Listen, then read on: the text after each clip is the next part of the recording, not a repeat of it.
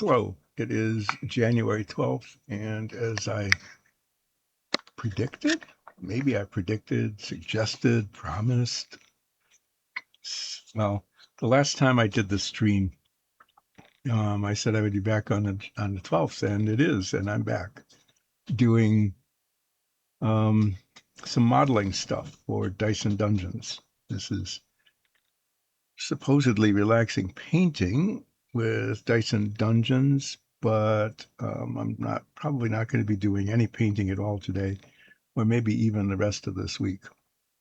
Um, so I was away for a while because I did some traveling. And that was a good visit. And then came back, and the rest of the family went away, and so I was dog watching for a week, and now I'm just trying to waste a whole lot of time, as is usual. I'm going to try to get back on the tradition of using up a minimum of 15 minutes and possibly a half hour of not doing anything at all before I start working. Um, I don't know if I'm going to succeed at that. Hi. Yes. Thanks for joining back. Oh, yeah, it was. It was a really busy couple of weeks just with traveling and being alone with two standard poodles that are used to being with other people. So they kept me pretty occupied, and basically I suspended doing this stream because I didn't want to leave them alone. Like, yeah, didn't want to leave them unattended for like 3 hours. So, but now their parents are back and they're taking care of them, so I can do this again. So before all of that hiatus, that's a good word, isn't it? Before the suspension, before I stopped streaming for a while, I was working on this thing, the rat bink. Okay. And actually it was coming along pretty well. I have to say it's really not too bad, but um well, it's like one of those 90% completed things, that always happens. You get 90% of it done or 95% and then just stop doing it. And that's kind of what's been happening with this. Um, but what I said I was going to do, this was just a filler. I wanted to do something that was not too terribly taxing. And it turned out to be more work than I thought it would be to get it to this point. Why is there a black spot there? Good grief. I'm going to have to scrape that off right there. I don't know how that got there, but it did, and it's not supposed to be there. Um, yeah, so this was kind of a filler. What I was hoping would be kind of a low risk, low reward kind of filler. Oh, there's a spot there that needs to be touched up. Yeah, going back over these things, there's always stuff. Um, but this is like 90% done, and I'm not going to finish it except when I'm taking a break from the thing that I was really going to get started on, but there wasn't any time to get started on it before the whole trip thing and the dog thing. So I just wanted to show this to you to say that I remembered what I was doing, because that's always kind of a cool thing for somebody my age, is to remember what I was doing. But what I am going to be working on is this. This is actually another vintage model, as you can tell by the condition of the box. It's the Shelby GT-350 Mustang, and this is a really cool car. I really should have bought one back. Well, I couldn't have bought one back in 1965. I was too young to drive then. Huh. This is the first time I can say that I was too young to do something back in the day. Um, Yeah, it's actually a gorgeous car. You can see it in profile here. It's an absolutely beautiful car based on the original the original Ford Mustang. And Carroll Shelby did modifications, put a more powerful engine in, updated the suspension, changed some of the interior, painted this, with the racing stripe. Um, the originals came out of the factory white with a blue stripe, but everybody here in the family, including me, think that these cars look way better when they're blue with a white stripe. And so I'm going to do an aftermarket paint job and painted blue with a white stripe instead. I did open this kit um, before before the break in streaming, and I have to say it is going to be a way more intense build than I had expected. I thought a car, how much how much work can that be? But when I opened it, um, I mean, just there's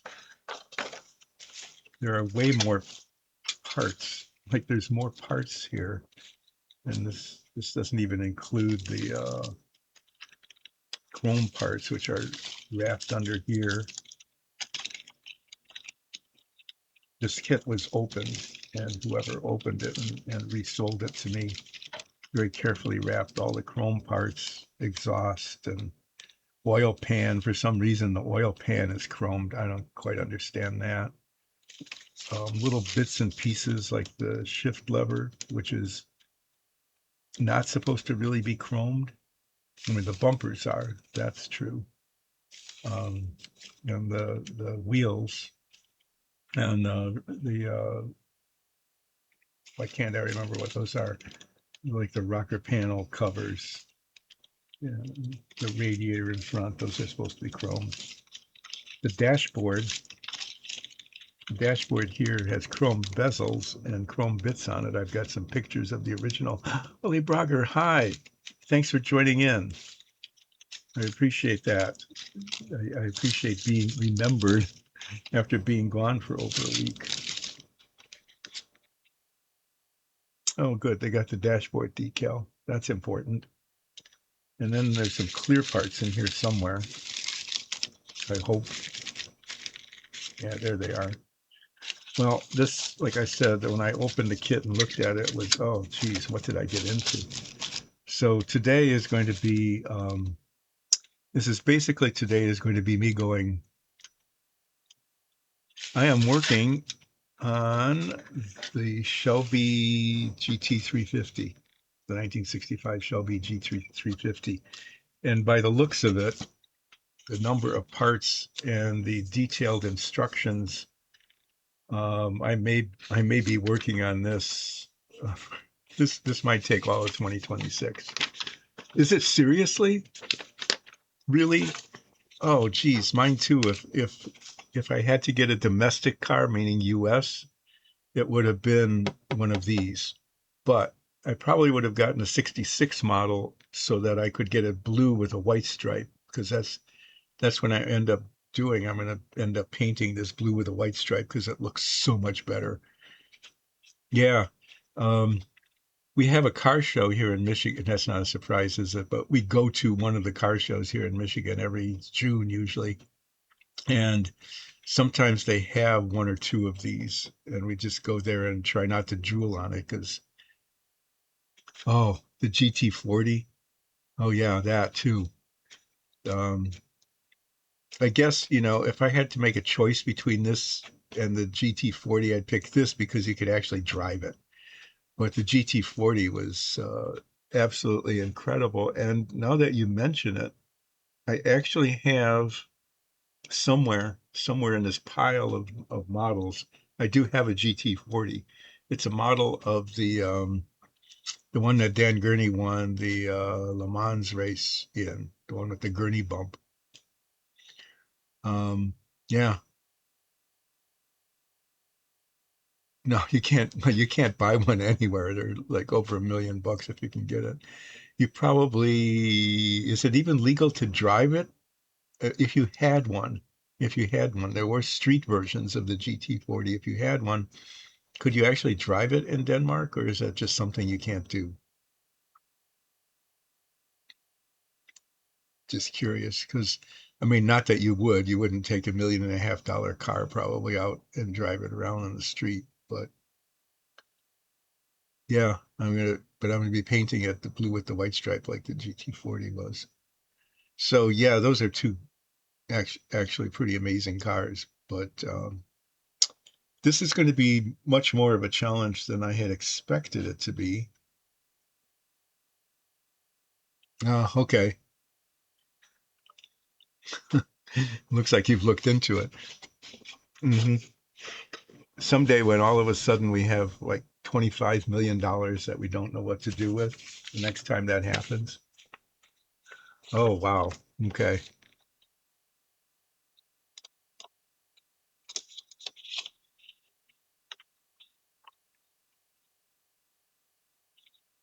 Yeah, I don't know. The ones around here, yeah, I've never seen one actually driven.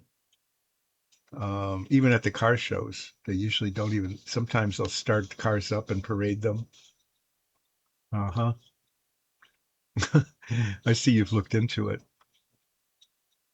Well, the next time we have $25 million we don't know what to do with, we'll, we'll get together and pick up a couple and maybe go to a road course, get a helmet and take them out on the track and try not to damage them. So yeah, I don't know, I got into this and this is going to be really challenging. Um,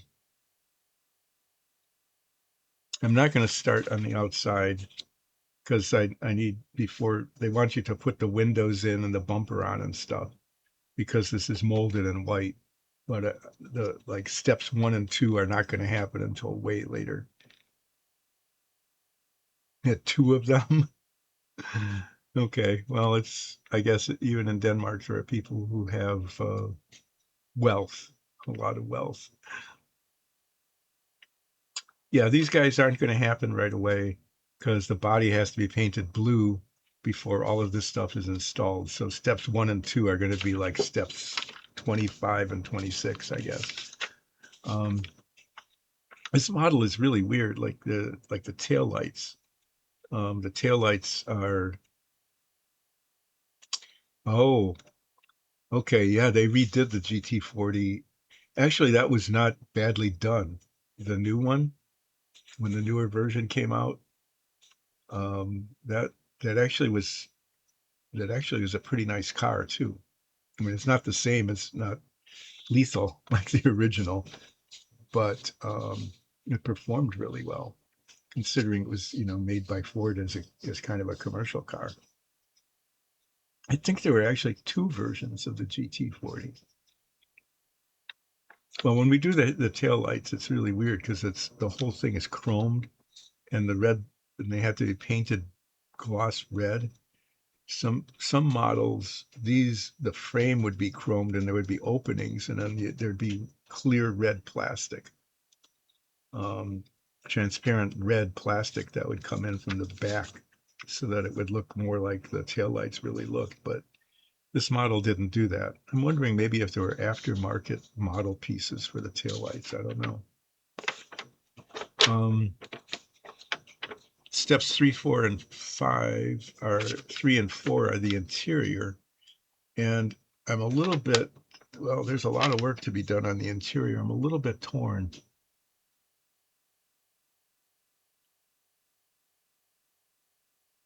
Oh, okay. Okay. Yes. The side blinkers. Ugh. I hate to think about that, like cutting holes in the metal to put those in. Maybe you can like, maybe you can stick them on, like stick on blinkers in the center. Yeah. The center light. Um, the interiors of the original were black, and oh, here I have pictures of it.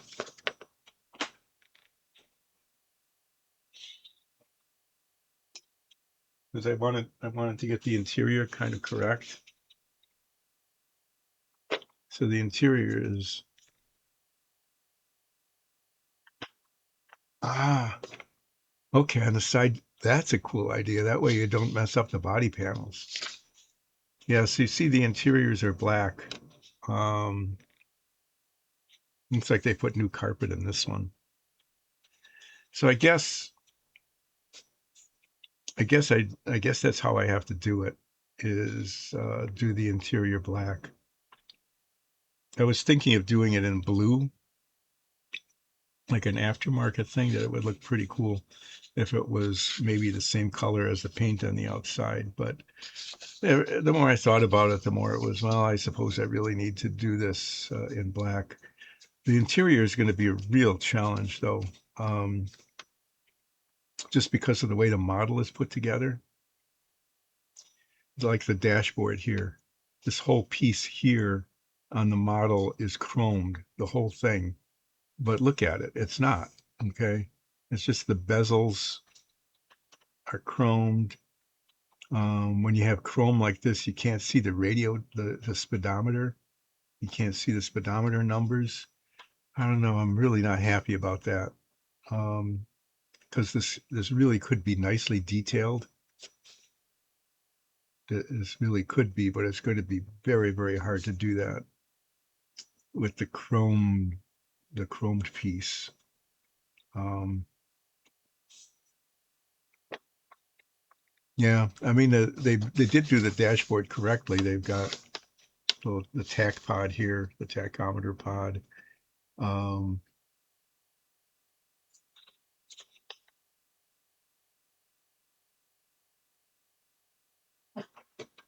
oh yeah, the you really 70,000?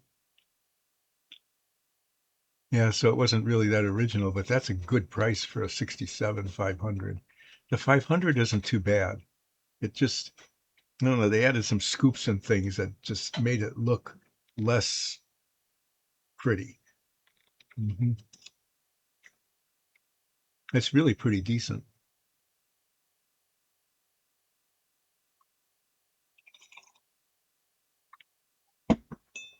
It's kind of a good price if you can keep it running and to find a good mechanic.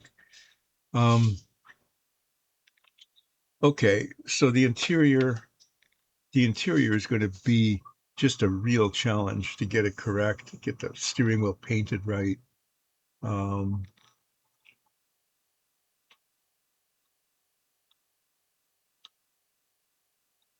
oh, are those painting instructions? You know, they've got F and B and FFFBF. I don't know what all that means. No, F is black, B is silver. Hmm.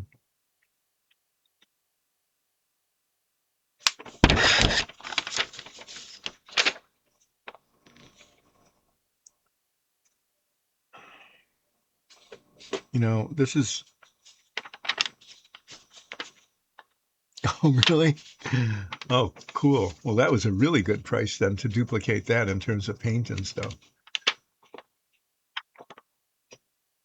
Okay. Well, I'm already disappointed in this kit because the um the dashboard is all chromed, and so making it look like this is going to be extremely difficult.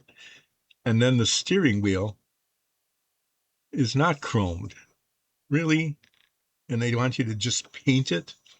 And the chrome steering wheel is a really important part.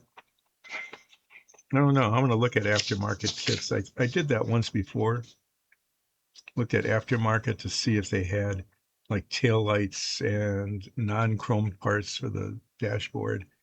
And I didn't find any. A lot of models you can get aftermarket parts, especially airplanes, where modelers get really exact about things being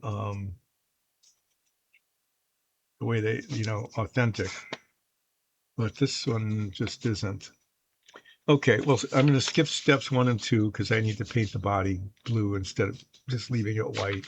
And I'm going to skip steps 3 and 4 because I am not yet ready to work on the interior. Probably going to make it black like the original. Maybe not, but a lot of these parts, especially around the dashboard, are going to need a huge amount of work. Um, you know, the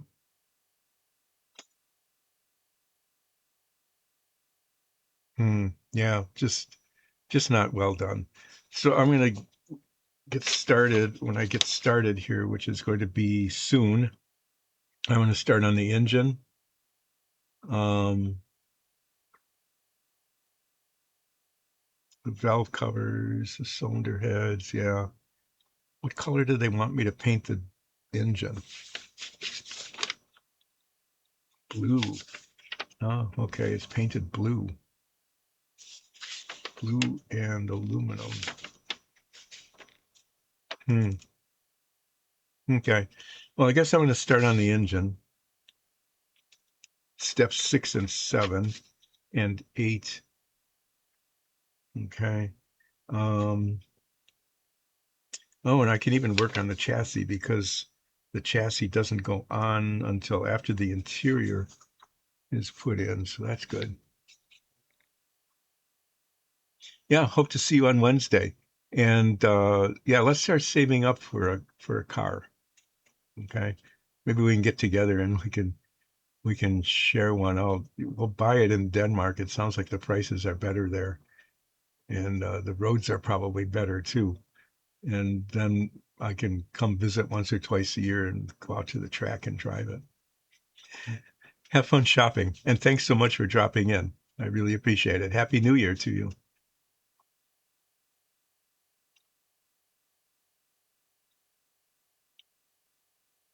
Okay, yeah. So I'm gonna skip parts 1, 2, 3, 4, and 5, and start on step 6 here with the engine and the suspension and the chassis. No, that's I'm going to be doing this stuff. Steps 6 through 12, pretty much, I think. Um, and then after doing steps 6 through 12, I'm going to go back to steps 3, 4, and 5. No, 3 and 4. I'm not going to put the interior into the body until the body's painted. Um, I probably could put the wheels and the tires together. That's near the end, isn't it?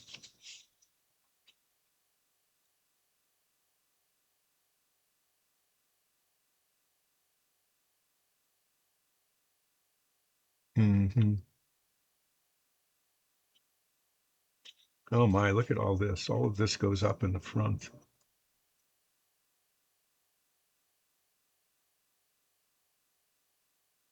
Hmm.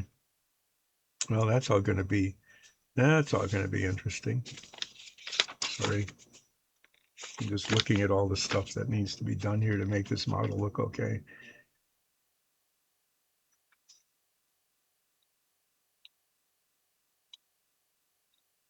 How,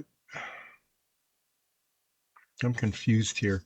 When I get to step 18, oh yeah, details omitted for clarity. Yeah, you're supposed to put the master cylinder and the brace and the washer fluid bag and stuff in after everything is assembled. I don't know.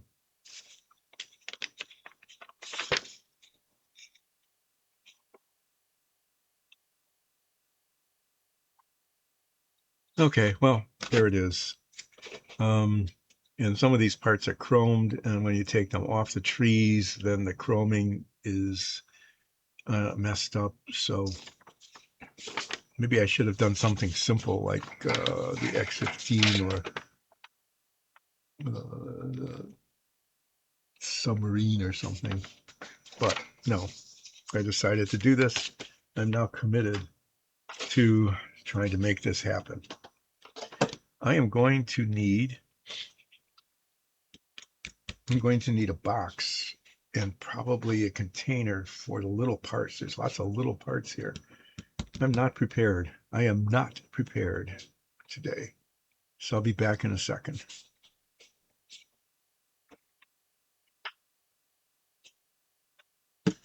So I used to have a bunch of containers into which I could put little parts. These containers had covers on them. Yeah, here's one. Here's one. Um, I mean, little parts like this and that. So after I cut them off of the trees, I could. I can put them in a container like this, or even this, and then they don't get lost, maybe. Okay, well, now I need to open the bag and start finding parts.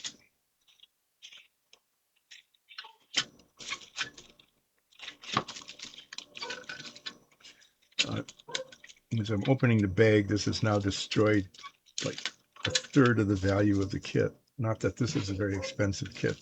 They're still pretty easy to come by. Okay, this is messy.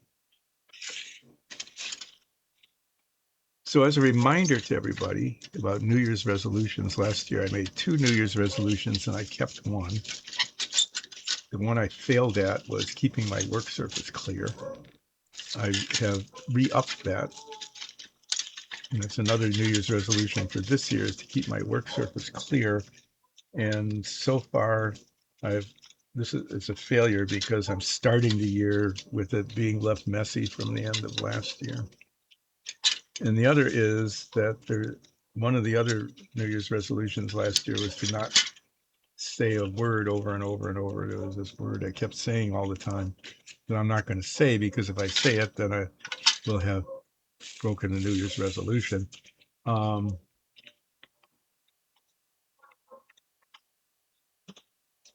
So this year I've got another word that I'm going to try not to be saying all the time. This is the body that needs to be painted blue before a lot of other stuff happens. And then the interior of this needs to be painted as well, not blue. These probably should be painted silver or aluminum. I don't know. We'll just see how this goes. This could be quite a challenge, this kit.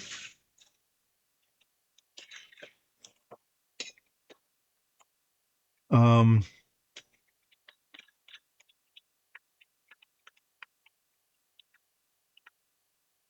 are these parts numbered?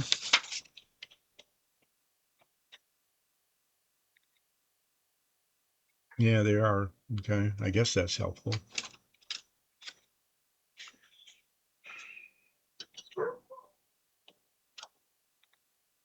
If I could see, it would be helpful. In the absence of seeing, I can't read the little part numbers. Those are little.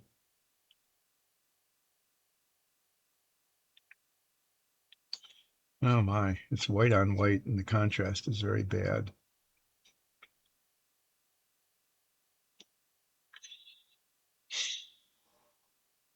Well, what this means is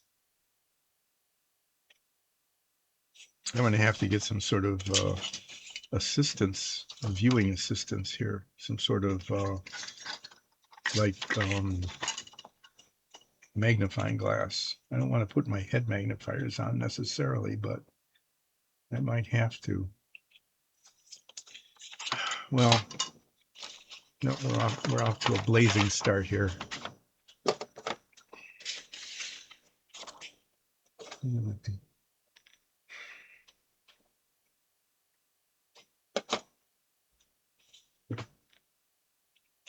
I have to admit that I haven't built a car model.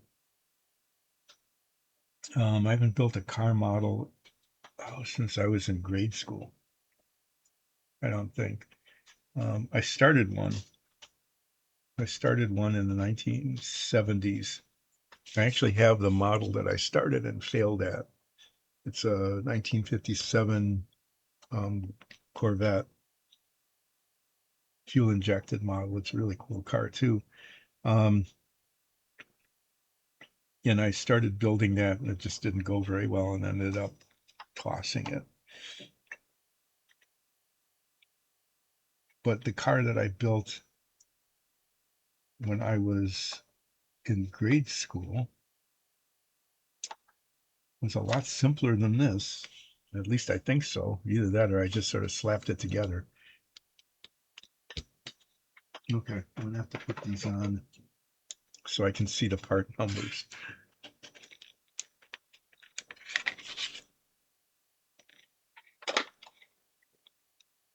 sometimes getting old like this, and having one's vision not be as good as one would hope, is not as much fun as you would think.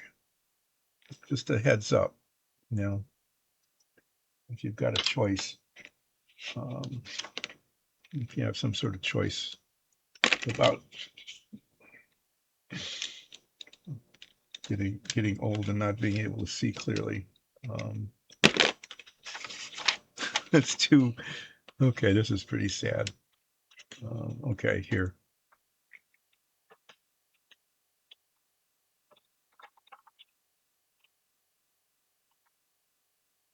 It's part 29.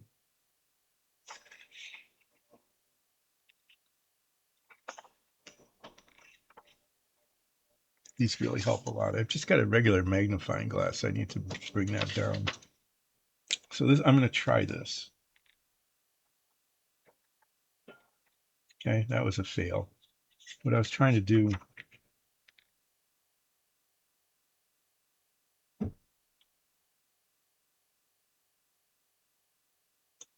that's what I was trying to do.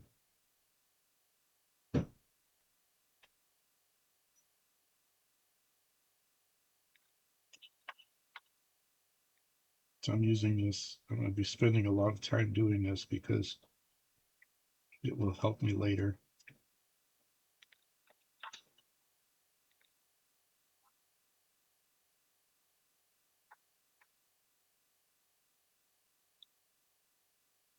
.30. The intake manifold bottom.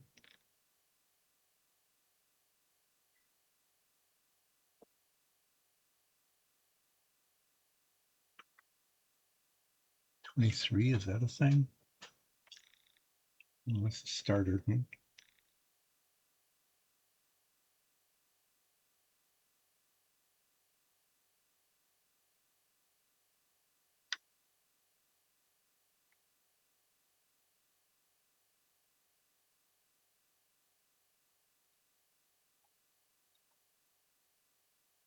'Can't really even tell what that part is.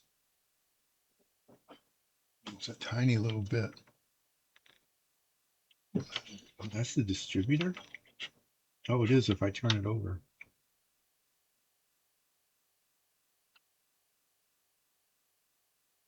It seems to be joined. Oh my, that's that's going to be fragile. I don't know where that part's going to go. This little part here. Now that's the steering hub. That goes in the steering wheel, and that's the turn signal stalk.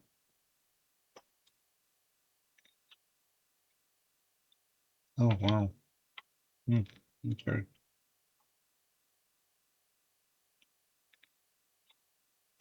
So what else am I looking for?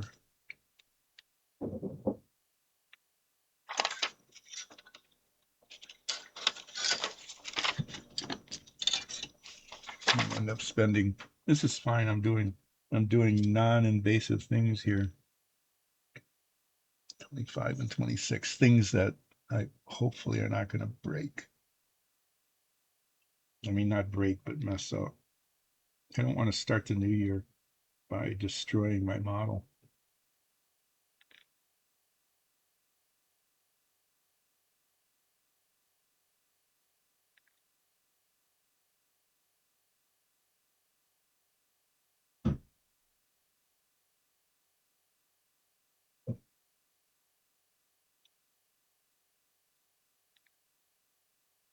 Mm-hmm.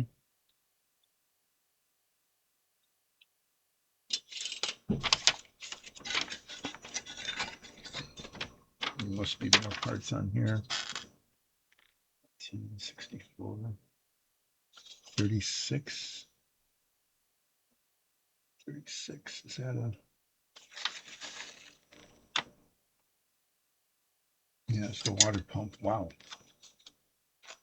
That is one massive water pump. This part here. So I'm wondering,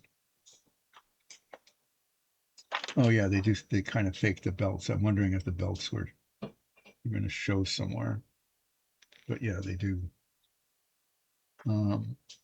The rest of these parts must be chromed. I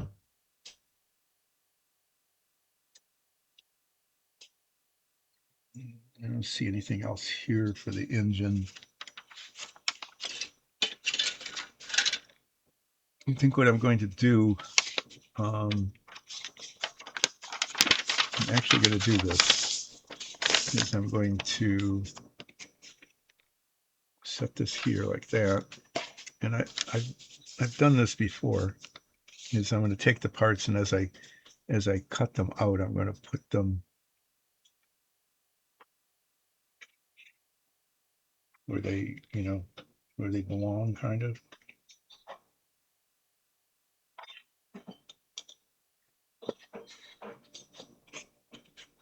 That way I can tell if I've got what I need or not.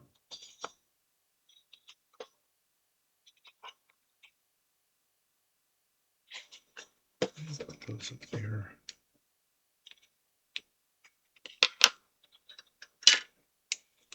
There, now that I've marked them, I can actually see them without this.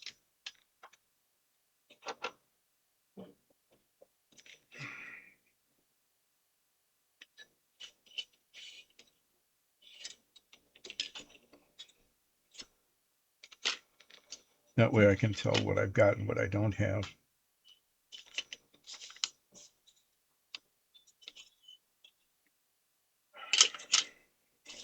Okay, get my saw here. All of these parts, of course, are going to have to be, they'll be sanded, because I'm going to be cutting them off as I do usually. Always I cut them off, leaving a little bit of the sprue on the part. Leave a little bit of sprue attached to the part, so that I don't accidentally break it off and put a divot into the part, like a nick. I don't want to nick the part and then have to fill it in. And yeah, I'm just going to go really slowly at this. I've got an entire year to build this model, except for times when I'm going to be gone. And, there'll be times when I'll be traveling this year and be suspending the stream again. In fact, there's going to be a time, I think it's like in June, May and June, I'll be off for like 3 weeks, almost 4, almost a month. Be a long time of not streaming, because once again, either I will be traveling or I'll have to be dog watching. We'll just see how that goes.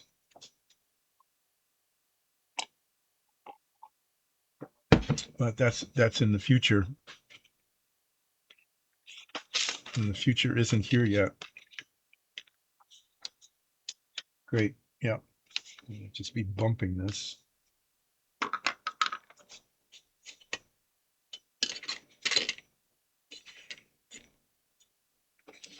This wouldn't be a problem if I had kept my New Year's resolution of keeping my work surface clean. I've got all sorts of paints out here that I was using on the Fink, but now I'm not working on the Fink, and now they're just in the way. Okay, this is the engine block. This is supposed to be painted like metallic blue. I'm gonna have to be going to the hobby store relatively soon and buy paint. The body, I'm just gonna paint blue. I'm gonna paint it white first, and then tape where the stripe is going to be, and then paint it blue.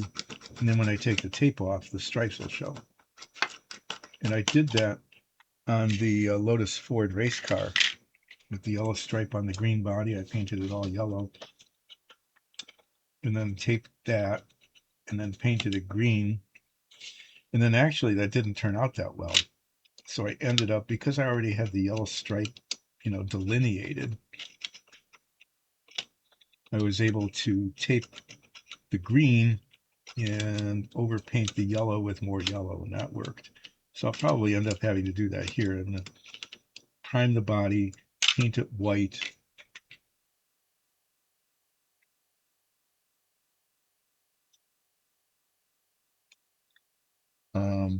Yeah, paint it white, and then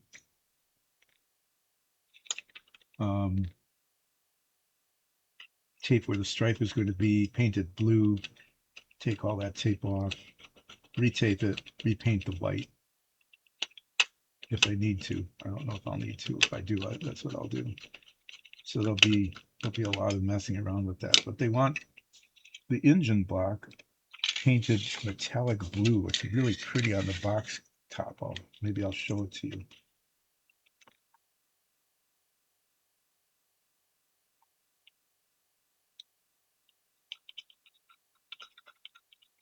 So gluing these two halves together will be one of the first things that I'll actually be doing in terms of assembly, because when these get cemented together, the seams show.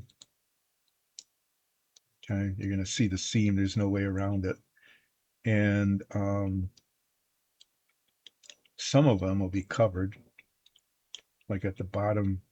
At the bottom here, the oil pan goes on, which is chromed, by the way, for some reason.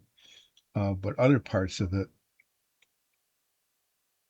like the whole transmission, which is supposed to be painted aluminum, um, this is painted.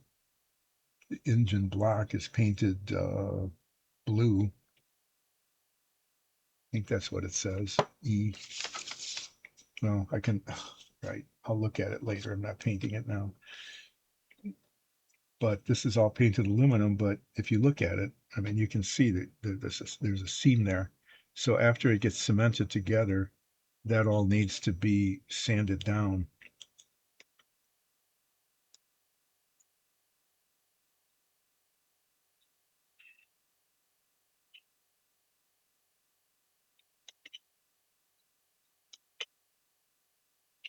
That's all that's on here for the moment, anyway.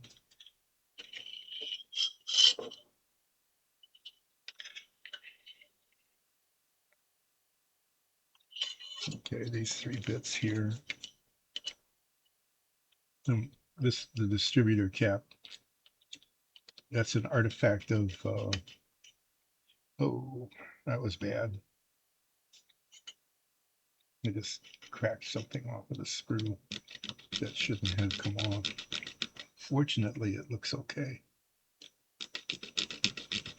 So the distributor cap is an important part of the ignition of old cars, and that it just doesn't exist anymore. I mean, it hasn't existed for decades, because it was replaced by electronic ignition, and fuel and electronic ignition, and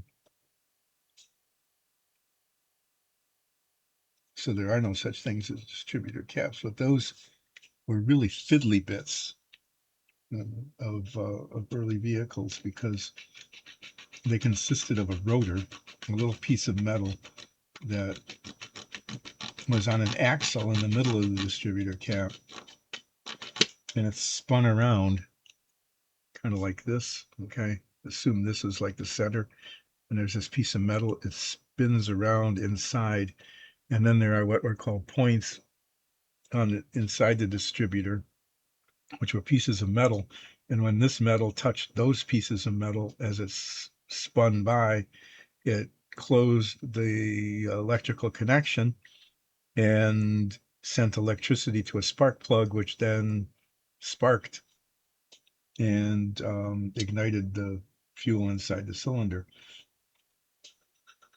And that was spinning around like thousands of times a minute. And as you can imagine, things can go wrong, like the timing can be off, a wire could be disconnected.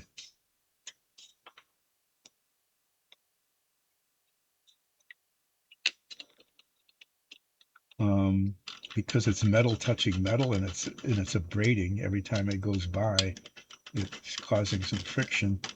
They wear out, and the metal just wears out. And so either they're not making contact or it's just gone. But usually it's because it's not making contact.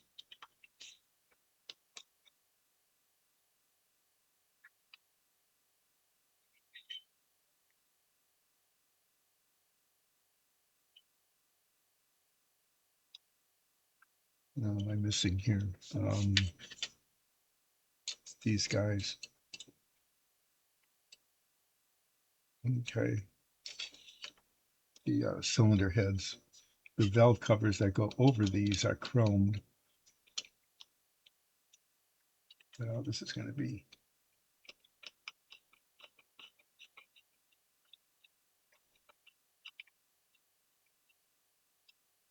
yeah, the detail, the engine detail is important on these cars because when you go to a show, okay, when you go to a car show, and you might, the hood's always open so you can admire the the detailing that they've gone through. There's no oil spills, no scratches. The paint is perfect. Things are chromed, and the chrome is cool.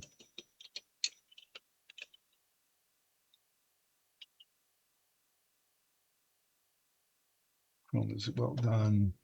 Um, so in this model, the hood opens. At least it's supposed to. Like it opens and closes. Sometimes it actually works on a model.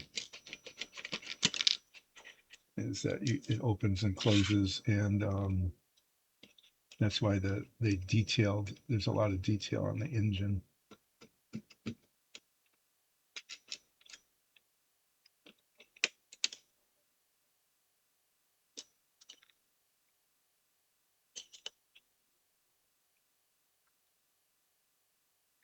Number 30. Oh yeah, the intake manifold.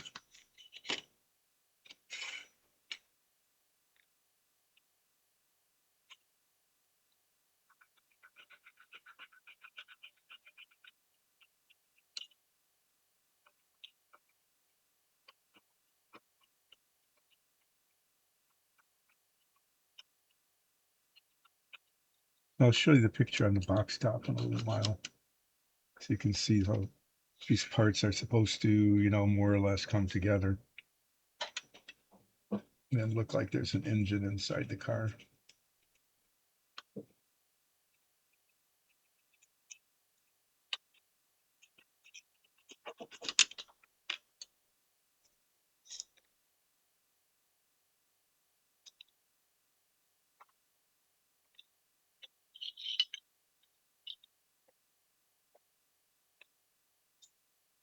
Looks like they chromed the carburetor. There's going to be a lot of chrome parts. Oh, oh yeah, the starter. This is important. You need to have a starter, otherwise it won't start. Those are other things that broke frequently. They just wore out because there were lots parts of it were electrical.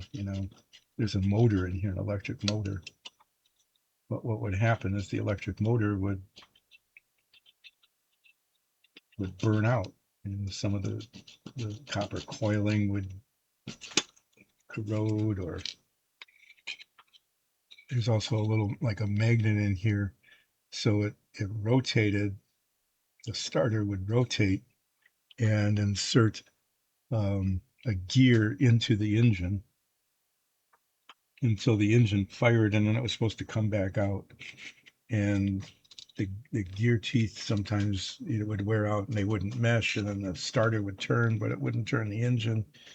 And you just get this horrible grinding noise. That was always a really unpleasant thing when you'd hear the grinding noise of the starter not engaging into the engine the way it should.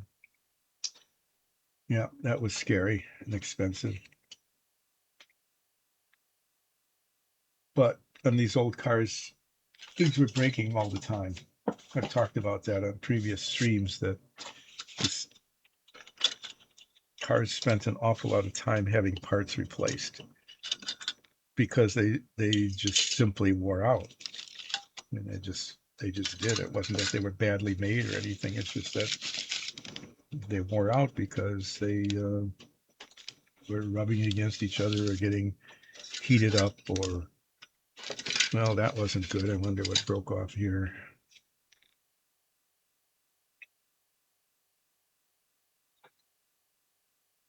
Well, there's two of them. These look like shock absorbers, and this one broke.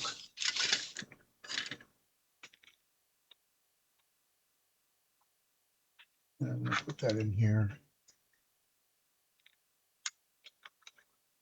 so that it's not attached to anything. I don't want to lose it. That's a big piece that won't get lost, but this one, that one could get lost.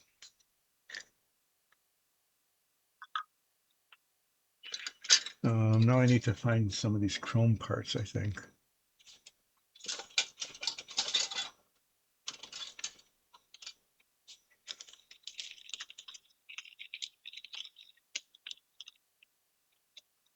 And what I want is for them to come off and not have the chrome. I mean, there's no way, you can't see, they're still attached. And so where that comes off, the chrome is not there because it's attached to the screw. This is the oil pan bottom here.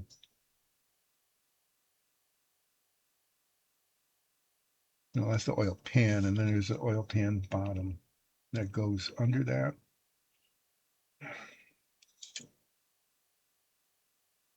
I'm not entirely sure why those are chrome because they're on the bottom of the car, but they are. So I'm going to cut these off well away from the part so that I can attempt to salvage as much of the chrome as possible when it comes time to assemble it. But I'll show you the issue after I finish taking this off.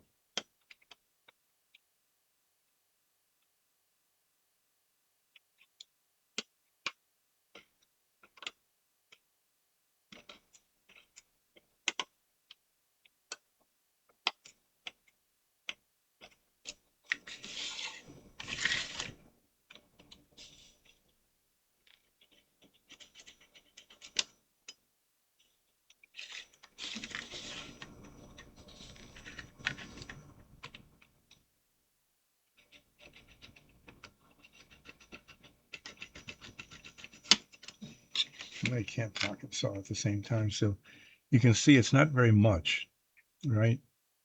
But it's on the edge. And when that comes off, that little bit there comes off, there won't be any chrome plating underneath it.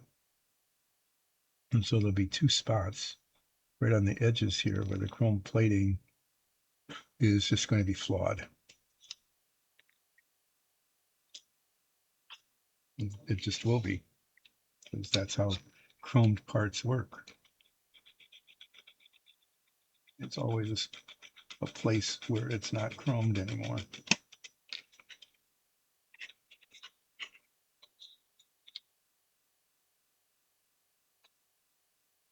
Okay.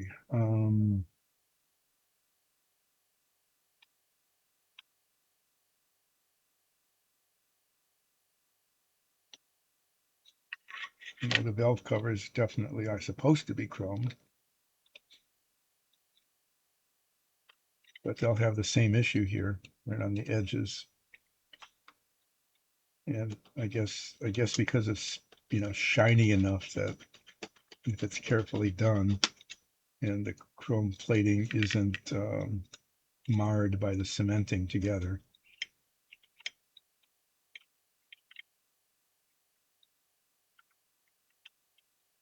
But these need to be shiny. This is 81.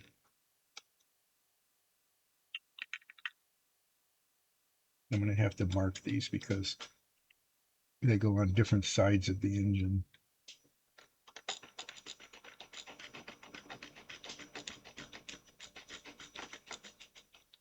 Put a little piece of tape on it with a number.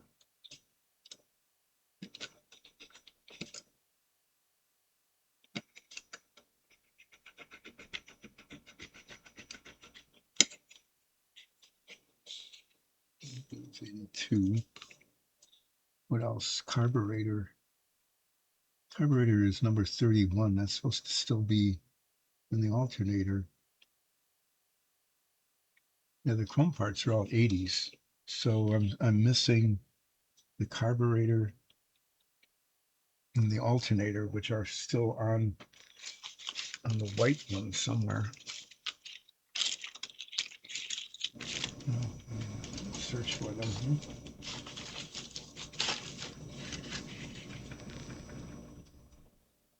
They're little bits.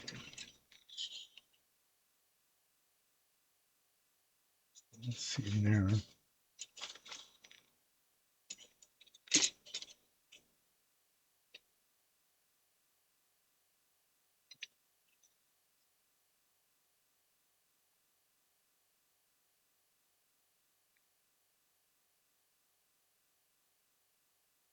Is there another?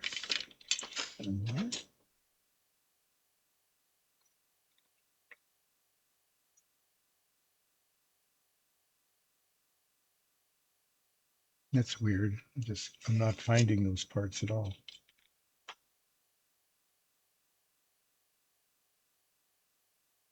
They were in the bag, so they can't be missing.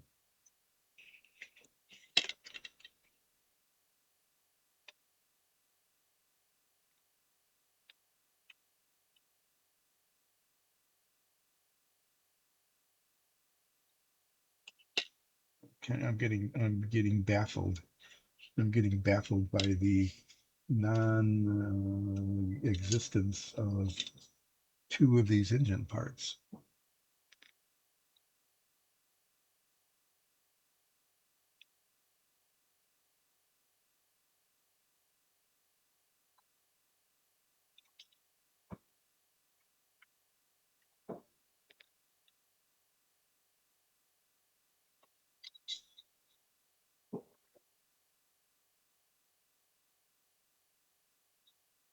I don't know what that's supposed to be.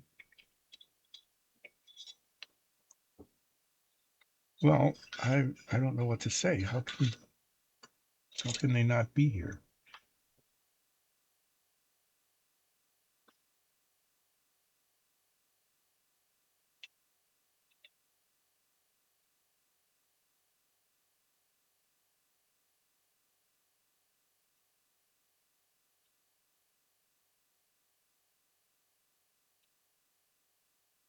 Hmm.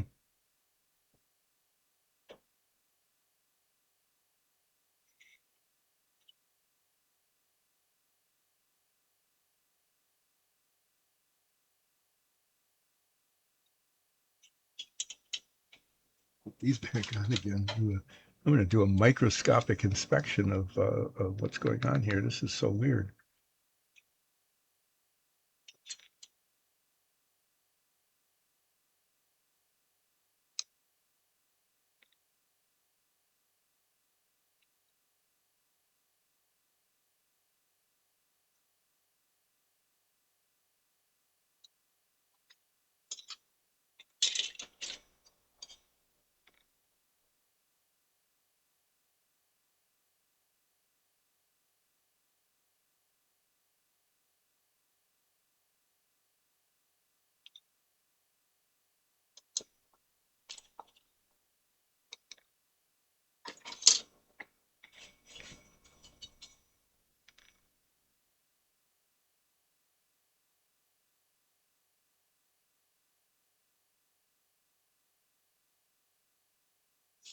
Looks like there's a hole.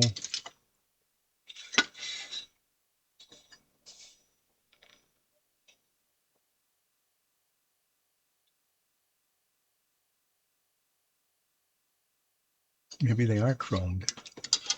Despite the number. Maybe they're just numbered differently. They have to be on here.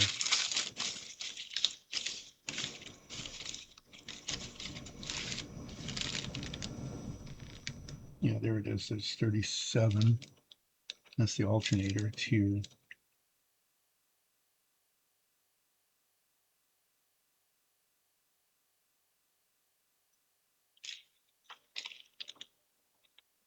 Carburetor. Okay.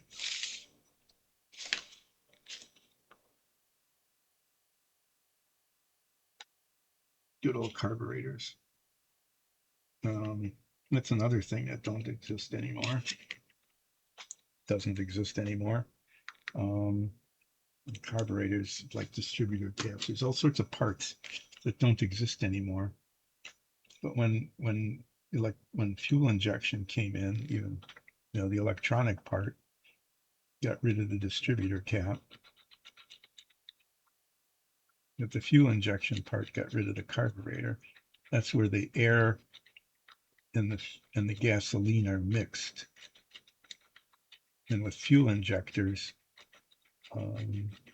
they come from two different places. They're mixed inside the injector and pushed into the cylinder. But before that, there used to be a passive mixing inside this thing called the carburetor, which was basically a vessel in which air and gasoline came together to form a highly explosive mixture. And then it was sucked by vacuum into the engine. And there were adjustments on the carburetor. Sometimes they were active. They were supposed to change during the course of your driving. Ours never did. The carburetor we had was an abject failure at doing what it was supposed to do. But then, at different points of driving, you need more called richer and leaner. Richer means more gasoline and less air. Lean is the opposite, less gasoline and more air. At different temperatures of the engine, like at starting, you need to have a different fuel to air mixture than when you're driving, say, on the highway or it's the high temperature. So that's what the carburetor is supposed to do. And they were one of the most finicky parts of cars.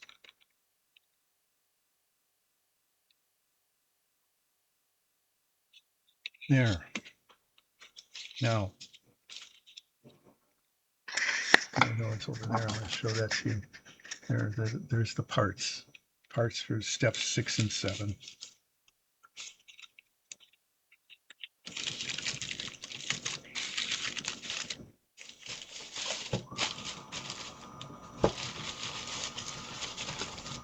And I don't need any more of these parts, and so I'm going to put them back in the box. Maybe I don't know why they're not fitting in the box they did before there. Come back and carefully put them back in the box where they will not fit like they did when it was purchased originally.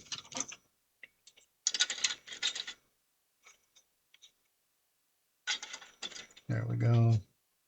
This part's just going to flop around forever. This is the firewall.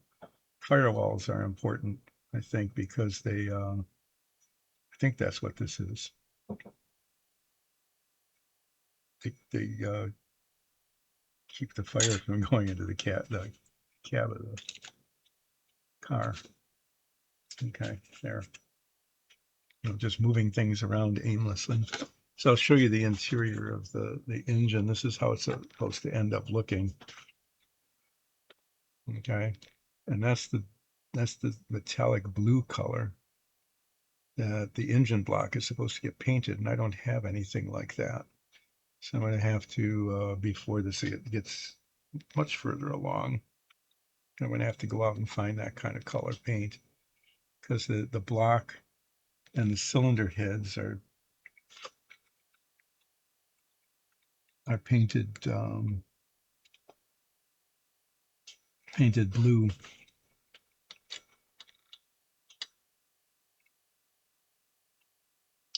Okay, well, I might as well put this back on so I don't like drop it and spill it all over the place.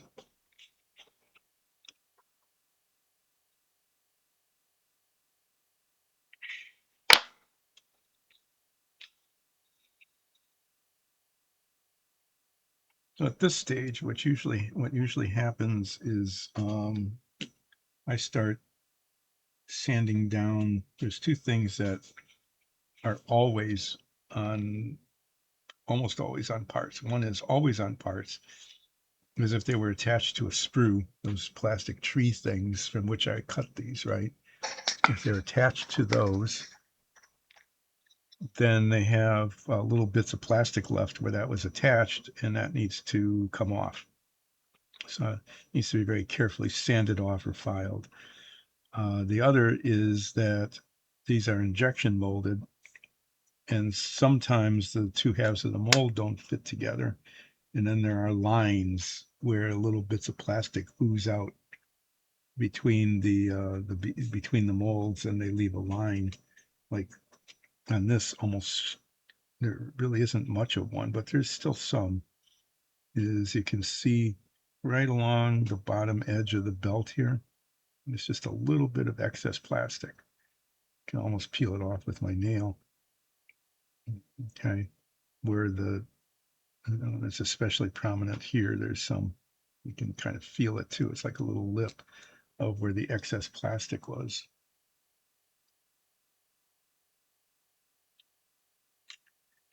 Um, most of these parts,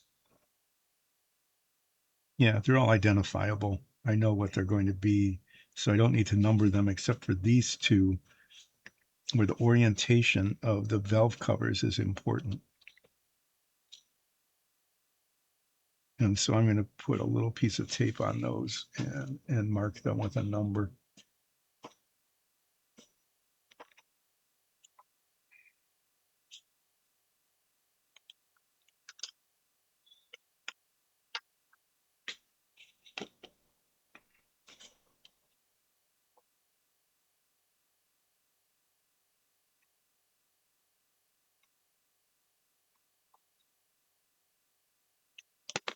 This is 81.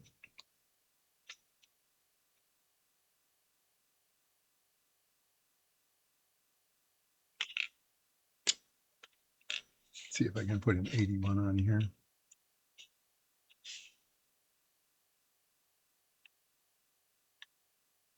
I guess that kind of worked.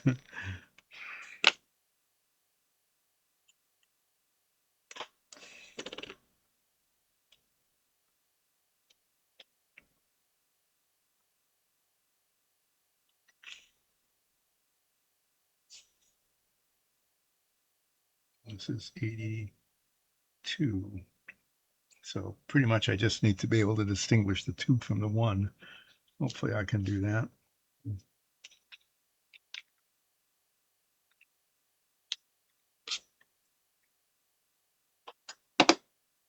Well, you can tell by the pace at which I'm working that this is going to take a really long time to put together. Yep, yep, yep. But I expected when I opened the box and I looked at all the parts and the detail and how some were chrome that shouldn't be and some weren't chrome that probably should have been. Um, yeah, I need to look for some aftermarket stuff. Maybe I'll remember to do that. Maybe I won't. We'll see.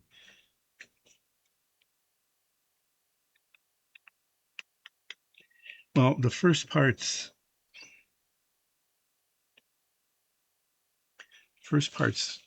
I'm looking at this and thinking, where am I going to have to put like filler in or seams that need to be filled in or sanded down? And in reality, these are all parts that were separate parts to begin with. Okay. So the cylinder head goes on and the valve cover goes on top of that. And so if there are like seams, those are natural seams. They would have happened anyway because those were parts that were attached to other parts. The only exception to that is the engine block, and the transmission, this bit, okay? The exception to that is this, and this will need to be cemented together,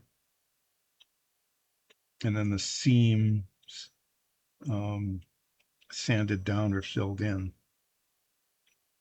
So I guess I'm just going to start with this. Maybe I'll even cement it together today. I might, and just use clothespins to clamp it.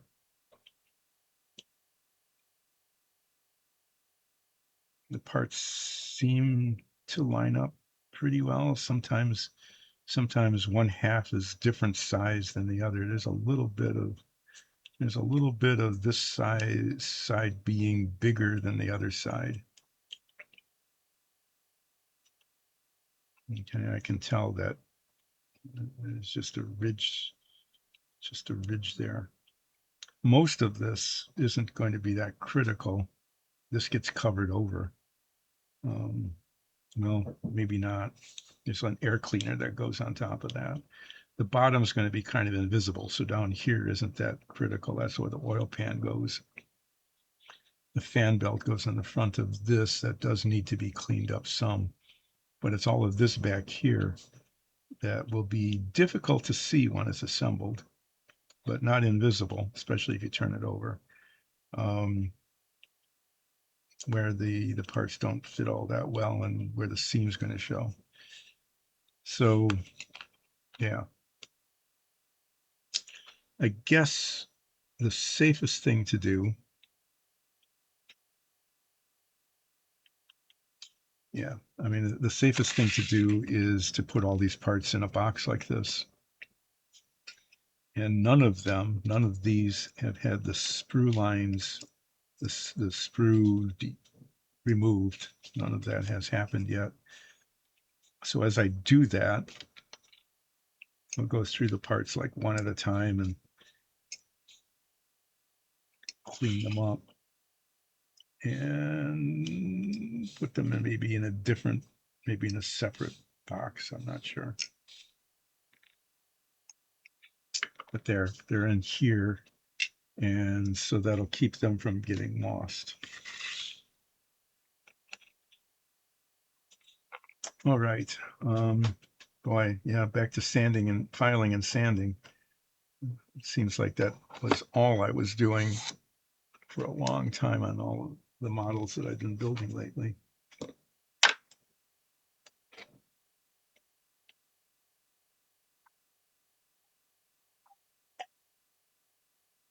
The pogo, the vertical takeoff and landing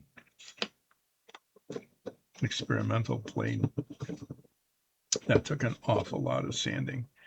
The parts just refused to fit. They were really not good.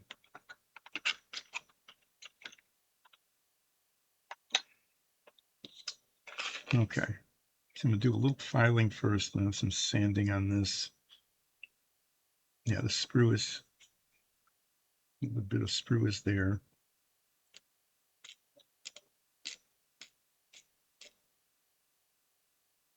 File off most of it and then get some fine sandpaper and sand off the rest. The texture on this seems to be maybe less critical. I'm not sure.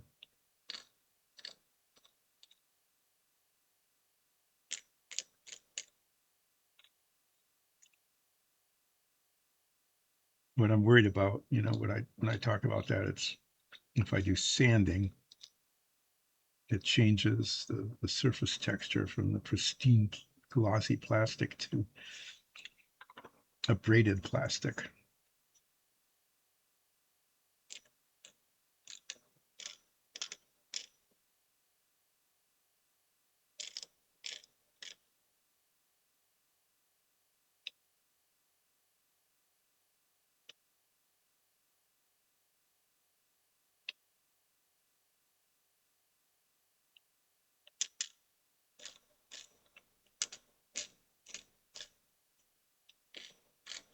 I'm not sure.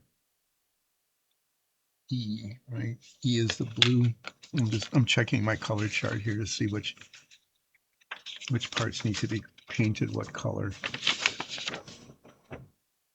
E is that metallic blue. So as I'm planning ahead, which I try to do my best to plan ahead. E is that metallic blue color.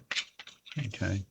And so the engine block, which is going to get cemented together, and the intake manifold, which sits on top of it, and the cylinder heads, this, are all painted E, E, E. So these two parts and these two parts should be assembled and then painted. Okay. And then the other things get put on top of that. What is F? F is black.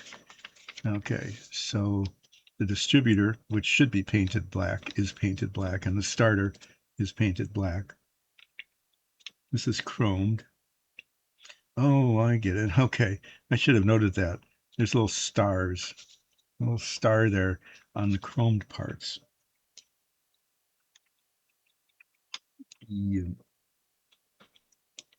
A, B, and F. Let me see what color those are supposed to be. A is flat black as opposed to shiny black, I guess. B is silver. B is silver. I'll paint those aluminum. I have a lot of really good um, metallic colors. Oh, okay. And the water pump that goes on the front of this is also painted this blue color.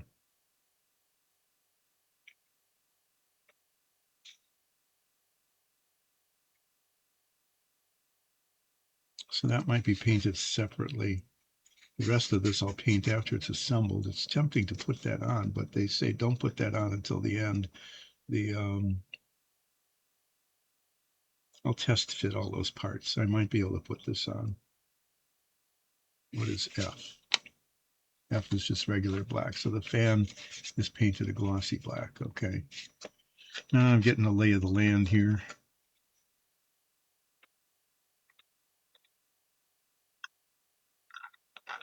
What time is it getting to be? Is it getting to be noon or just 11? Have I been going on for 2 hours? It's 11:30. Okay, I'm about halfway through. I'm going to need to take a break soon.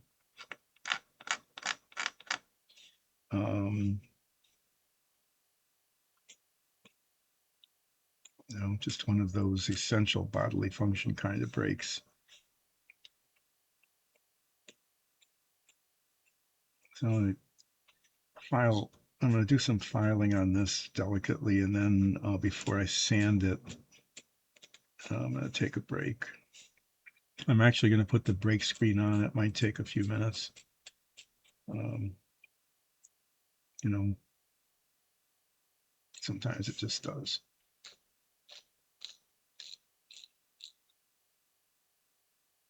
Mm-hmm. This is why it doesn't fit. This is way in the way.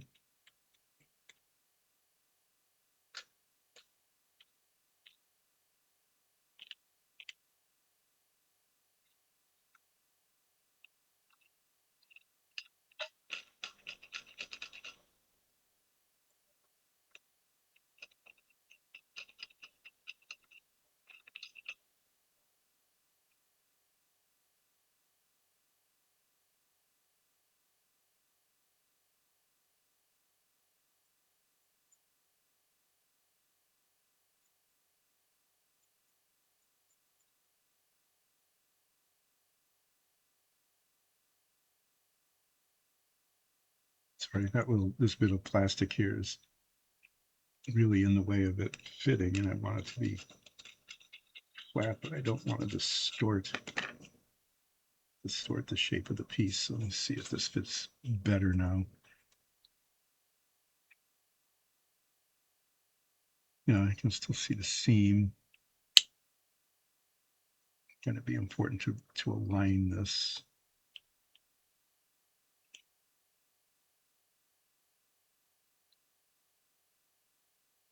Okay, there's a lump there.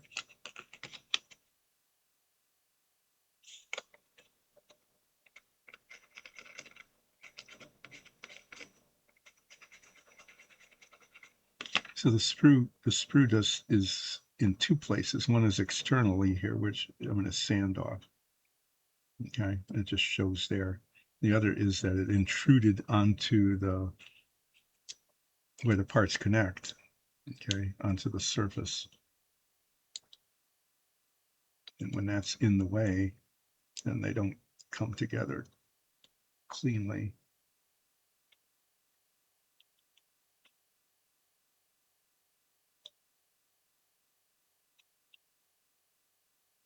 Yeah, there's still a little bit of a lump there.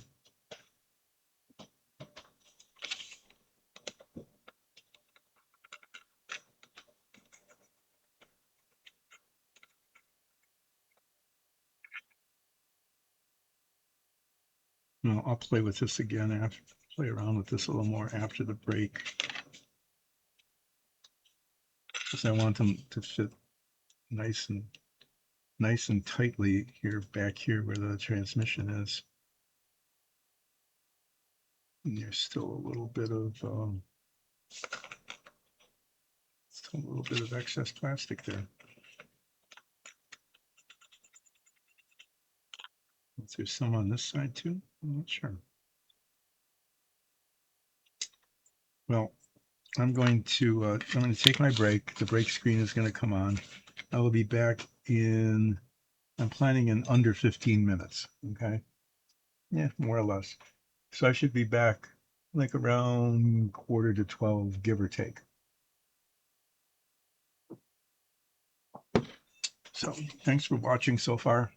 And yep, once again, I will be able to accomplish practically nothing but take a long time to do it. That's my tagline. Be back in a bit. Come on, break.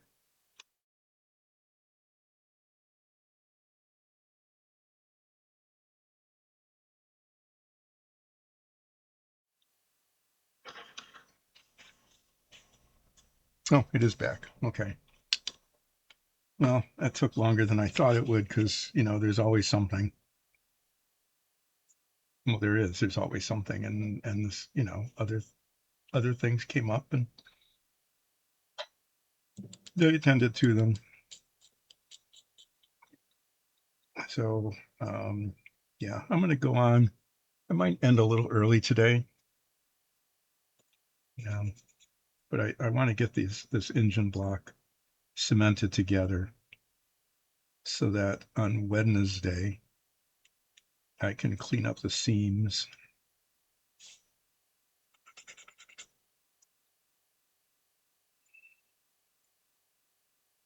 Right? I mean, I want to do that.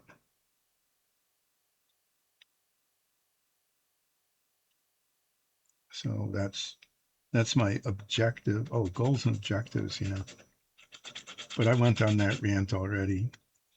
So I'm just going to let everybody know that, as I was saying at the end of last year, I'm running out of monologue material. I really am. And it's, since I'm building a car model, this would be an ideal time to go into my monologue about how cars used to be and all the parts that needed to be replaced all the time, and my own experience with older cars, because at the time they weren't older cars. At the time they were contemporary cars, but how much maintenance needed to be done on them, and the routine replacement of parts that don't even exist anymore for the most, in modern vehicles. Um,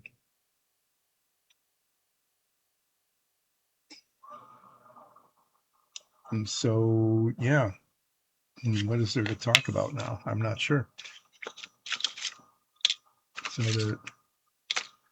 I may be really lean on effective monologuing material. It'd be kind of nice to have the music back. Then I could just be silent and you could listen to really good music made by our composer Nakarada. He's he's the one who does the music for the Dungeons and Dragons show, which you need to watch if you're not watching it with a live chat on Sundays when it streams, and you catch it on YouTube. You should do that, and then you can hear the music that we have copyright rights to, regardless of what anybody might claim otherwise. Because I know that happens. We've run into that, with Twitch and YouTube and stuff like that. Why am I not? There were sprue part issues, but now I'm not seeing them. No, there it is. Pretty sure that's the problem. But that's a protrusion that shouldn't be there.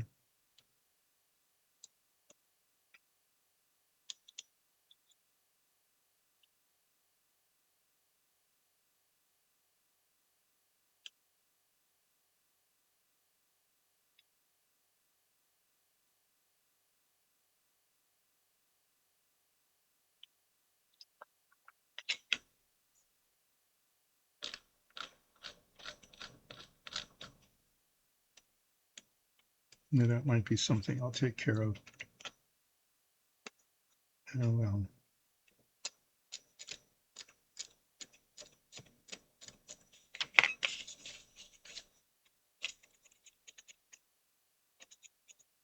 When I fill in the seams, it looks like there's going to be. Hmm,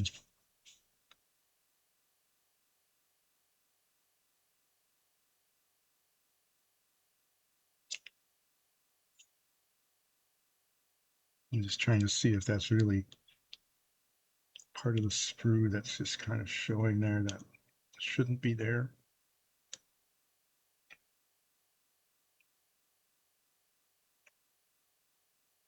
Yeah, it really is. So I'm going to try to get rid of that.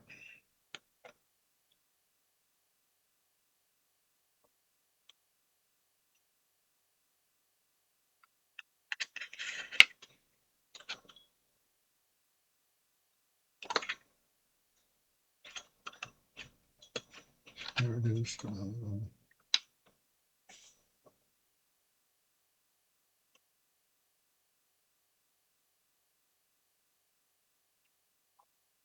I don't want to make an indentation here, but there's this, you can barely see it, but there's a protrusion where the sprue was. It should come off. And it can be partially taken care of when I sand down the seam later. But the more I take off now, the less I've got to deal with it at that later time. Mutter, mutter. Yeah, so I'm just muttering to myself here. It's a thing. That's another feature. But while I'm muttering to myself, I might as well mutter about Dyson Dungeons, because Dyson Dungeons is a group of family and friends that puts on the most amazing Dungeons and Dragons show. And it's not just people playing in the basement, it is an extremely well produced and acted show. It's not totally scripted, because it is still a game. But we really get into our characters. We all do a really good job of portraying our characters and making it clear when we're in character or not in character as we're playing, that kind of thing.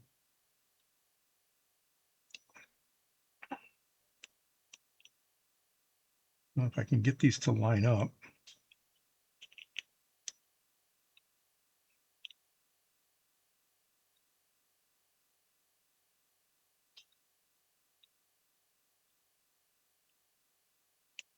take care of that. That's done.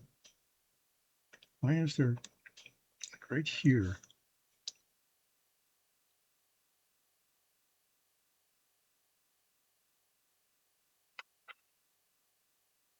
I'm not feeling any reason for why there should be a gap there.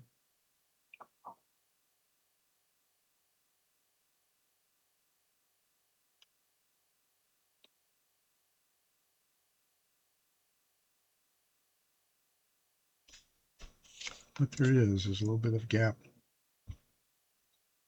There it is. Ah.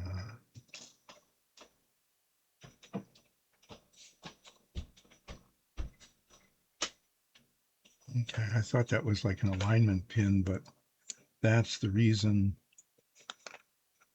Is it? Is that an alignment? It is an alignment pin. Never mind. I thought I had found the problem, but it's not. That's not the problem. Because for some reason, these don't fit tightly here. They're not coming together really at all. And I'm not understanding why.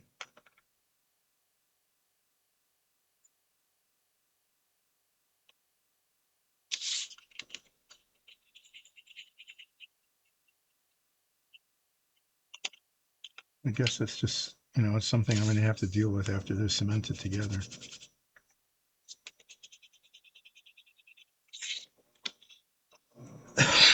Excuse me. Yeah, I put a vest on. As usual, during the last half of the stream, I get chilled down here. The temperature hasn't changed. I guess I just been in the chillier temperature long enough that, yeah, those parts just aren't coming together right along here. So that this is going to have to be seamage that will be dealt with after it's cemented. Okay, well, that's about as good as it's going to get. Get a couple of these.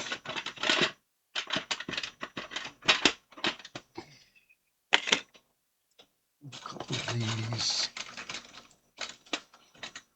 I'm going to practice here. Practice clamping these so when they're cemented together. Oh, you know what I'm missing? I'm just digressing here. What I'm missing is who coming on asking for a New Year's flip. I didn't get a who request for a flip. It's really it's a little sad. I should be getting that. Will this fit?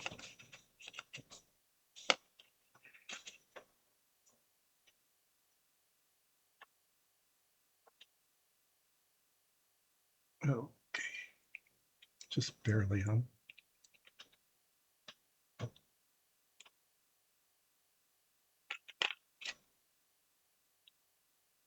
That fits much better.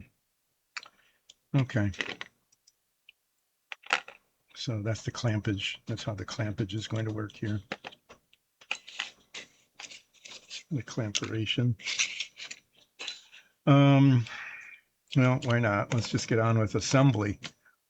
Okay, so here's some assembly here. Knock stuff over because I'm not cleaning up my work surface. See if the cement is coming out or if I need to poke a hole in it. Yep, there it is.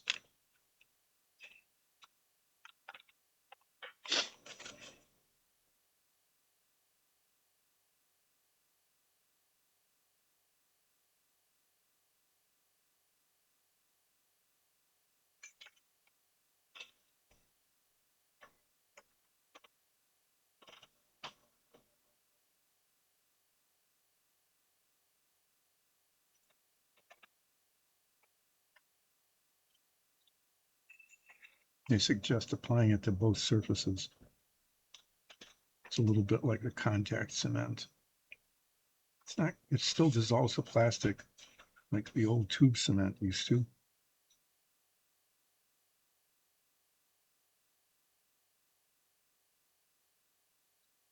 it's a little different.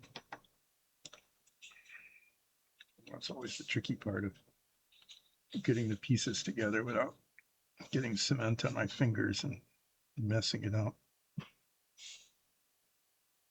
like I just did.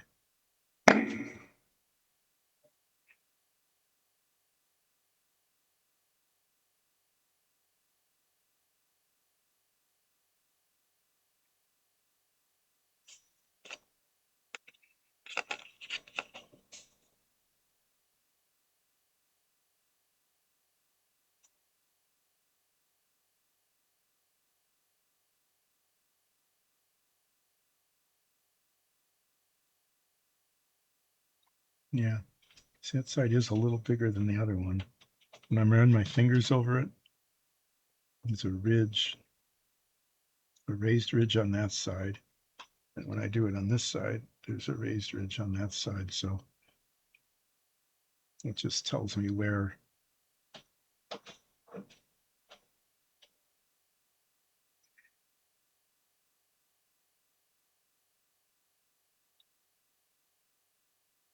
parts are aligned or not. And it's not too bad.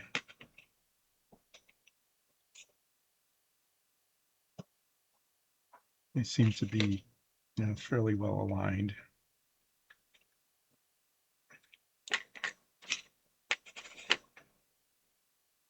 Is this the only one that fits there? It looks like it. Little one here.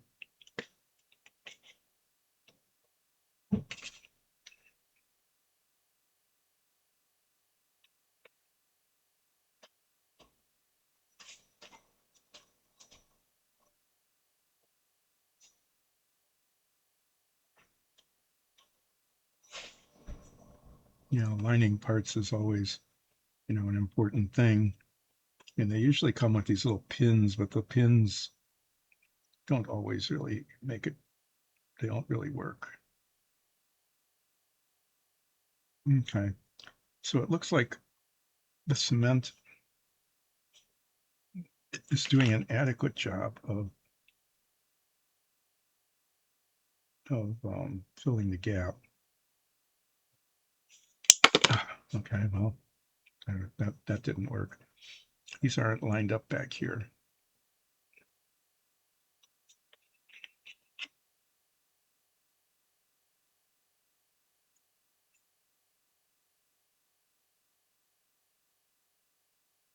Okay, that's better.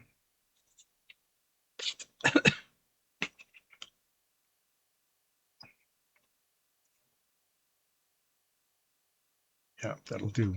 Okay, now I need to put it somewhere. There's a, is there a place for it? Maybe in this box.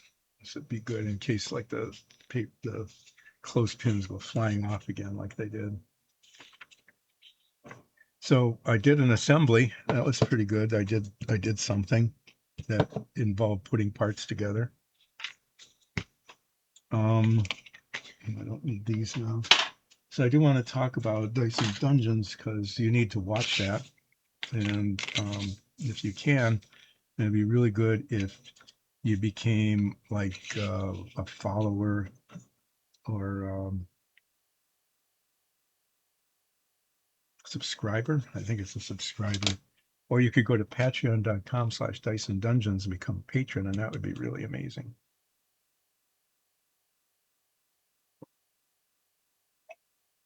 Okay. So these cylinder heads get attached to the body of the engine block before it's painted blue. The color is C. It's aluminum. Okay, so the whole transmission bit is supposed to be painted aluminum. So that's going to be a two-step process of painting that and then masking it and painting that, or vice versa. I'm not sure which way I'll go. But if I'm going to be cleaning up parts, clean up the cylinder heads next.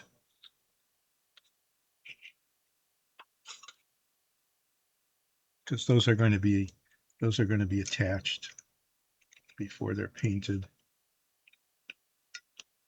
And then maybe the water pump too.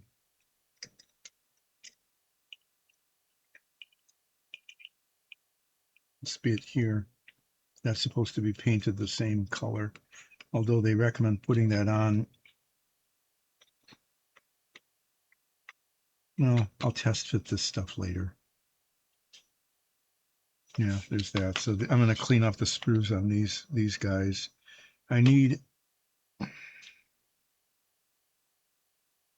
Okay, this is what I'm going to do. These are going to. This is the bin for the not cleaned up parts, including the one that fell off that shouldn't have fallen off. Okay, this is the not cleaned up parts, and then this is going to be the cleaned up parts. They just need to be separate from each other. Otherwise, they'll get confused. And then I won't know what needs to be done yet and what has already been done.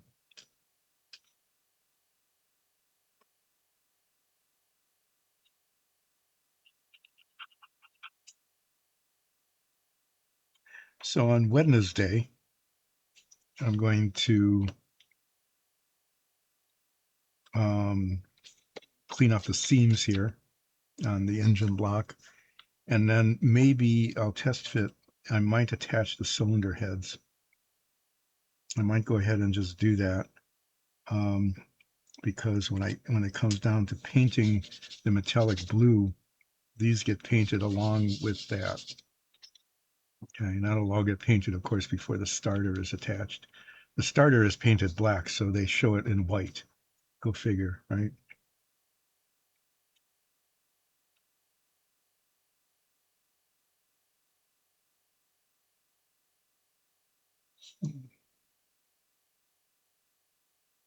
Oh my. Oh yeah, the intake manifold that goes on the top of that. That gets. I'm going to test fit all those parts. Because what I want to see is that if I can effectively attach all these parts that are painted blue and maybe spray paint them, I think, rather than brush paint. I'm not sure. Brush painting probably would work on this because brush marks aren't going to show.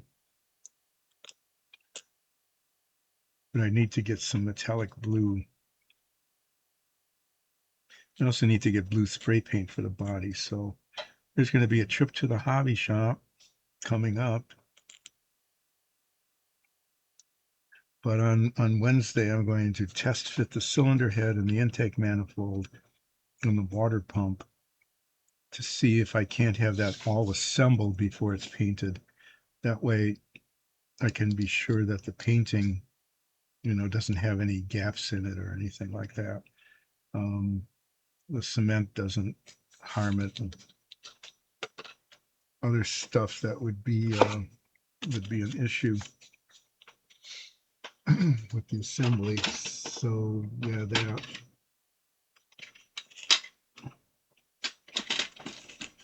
I'm becoming incoherent here. It's pretty amazing. Usually I'm not incoherent until last half hour of the stream, but maybe I'm just out of practice.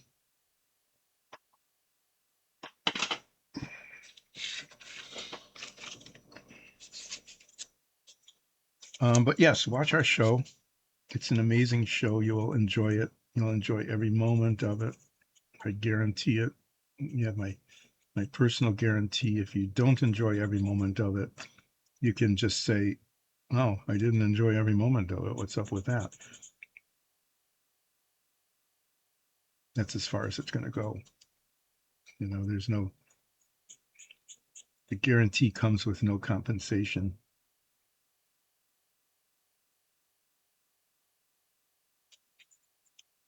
So I want these parts to be pretty clean before they're attached because once they're assembled, there's not much that can be done about little flaws like screw marks and stuff.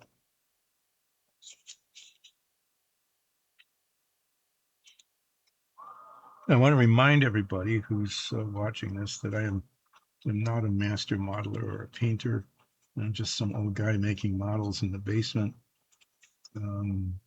to, talk in a soporific fashion about what I'm doing. The if you really want to learn how to like do show quality models, this probably isn't the place. But if you are like an amateur just starting making models, and you want to see what it's like to for things to go wrong, and what comes of it if that happens, or how to do things on the cheap because you don't have all the fancy tools that master modelers have. Or maybe, you know, maybe you're not like the steadiest hand at painting, and you want to see what it's like when someone like me does detail painting. And you might pick up some things that would be useful for you if you're at, the same skill level that I'm at, which is I'm saying I'm pretty set, and I'm skill level 1.7 maybe out of 3. I think there are some models that actually go up to skill level 4. I've seen that. That's pretty scary. It's not something I'm going to end up doing. What is this one? Oh, this doesn't even have a skill level. This model is old enough. I'd buy them used, cheap, cheap models. I buy them used, and this is old enough that it doesn't come with a skill level. Hmm.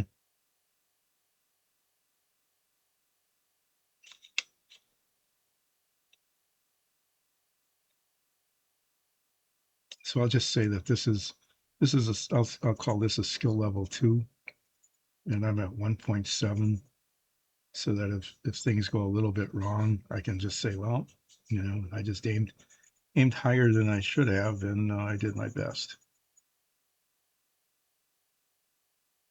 So this kind of stuff I'm doing now is the kind of stuff I did not do when I was building models as, a sixth, seventh grader, eighth grader, fifth grader, probably even, younger. When I was much younger, when I was building models like this, I would scrape some of the, if there was something getting in the way, this where the sprue was. I had this single-edged razor blade. That was my tool du jour, my major tool of shaping. I didn't have files. I don't remember even having sandpaper, really. I didn't even think of that. It just wasn't this. That wasn't how I was building models then. I was just putting them together over a weekend, usually just real quick, get it done real quick. Um,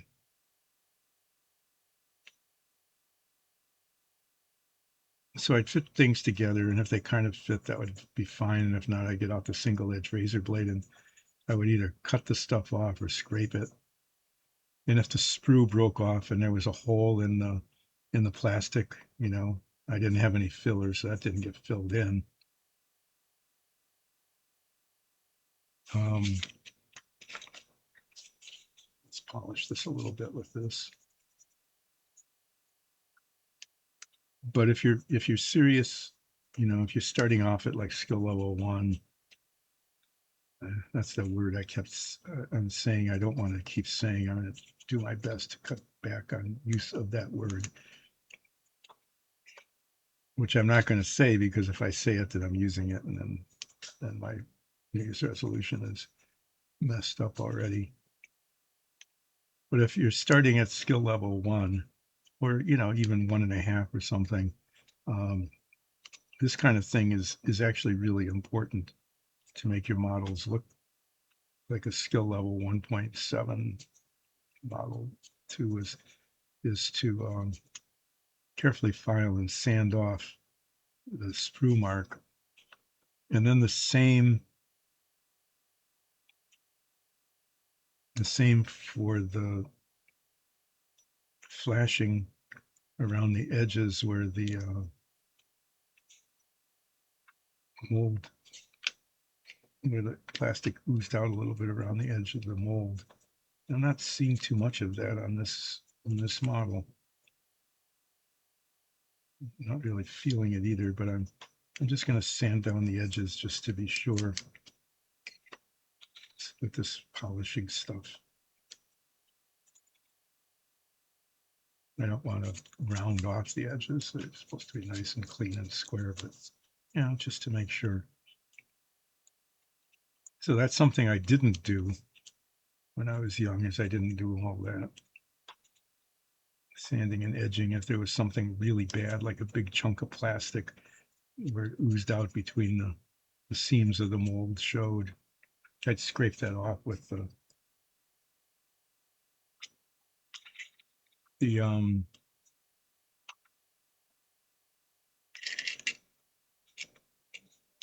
what's that piece? With a single edge razor blade. I would do that. And that's about as much as I did, which is why my models look like they were made by 11-year-olds.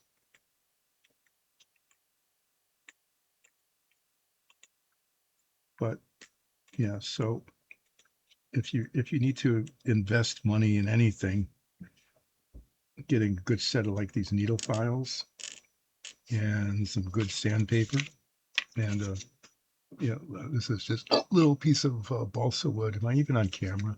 I wasn't even checking.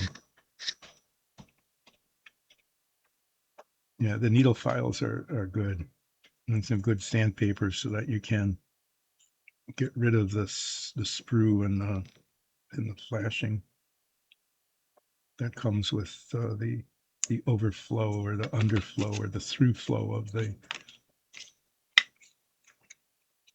plastic from the injection molding.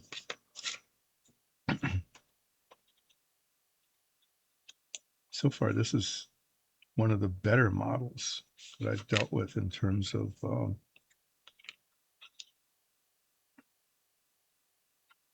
problems with that.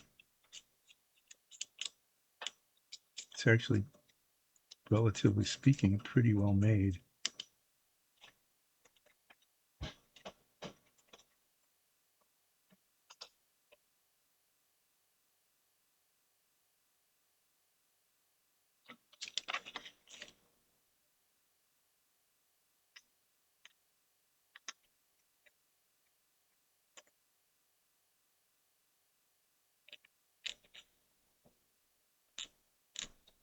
And what you need to be careful of, though, and this is why you need needle files and different grades of sandpaper, is that the abrasion leaves scratches. Okay.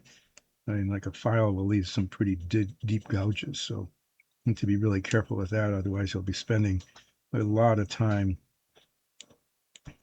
sanding away the gouges that you made by filing. And coarse sandpaper will leave scratches.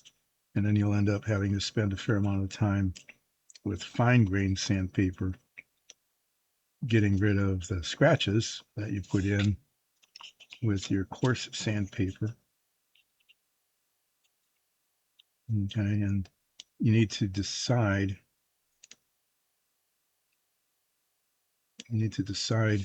whether you want to save time by using coarse abrasives to remove more plastic faster,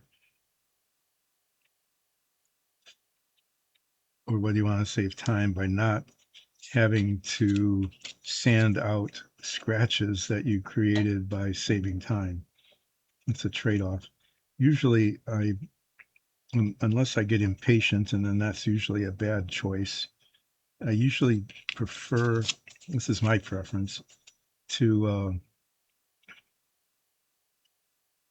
use finer abrasives and not have to spend time sanding out scratches.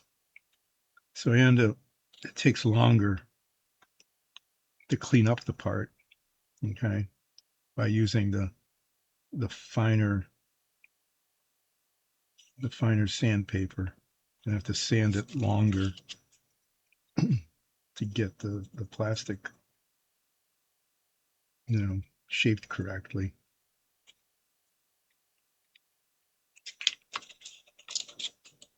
but I think it works.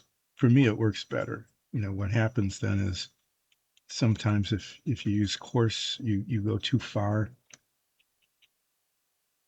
you remove too much plastic, and then that's really hard to fix.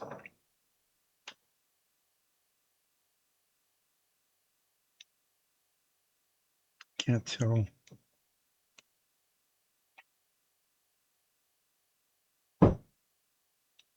This one's smooth. Okay, there's like a little pipe or something. Just feeling I don't feel any catch here, but here, yeah, there's a significant catch there, which means that there's plastic there that shouldn't be there.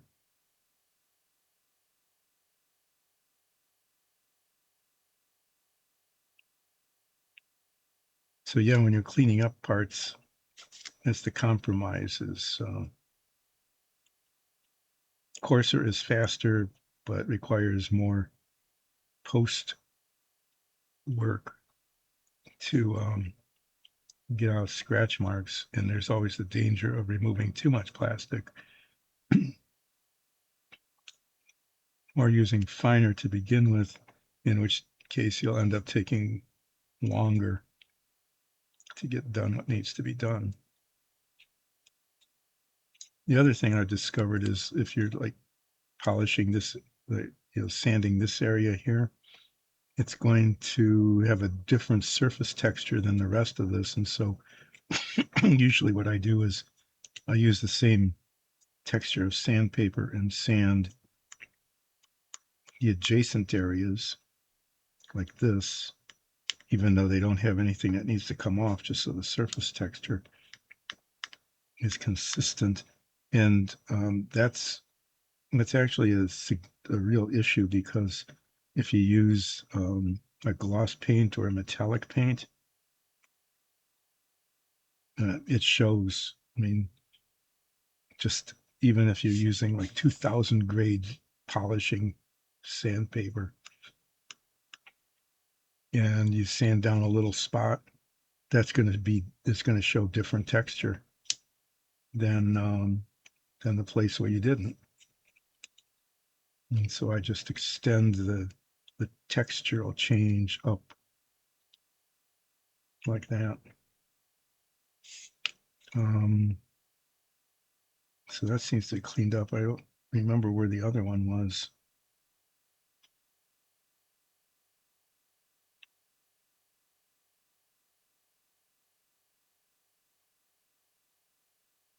I'm pretty sure this was attached in two places,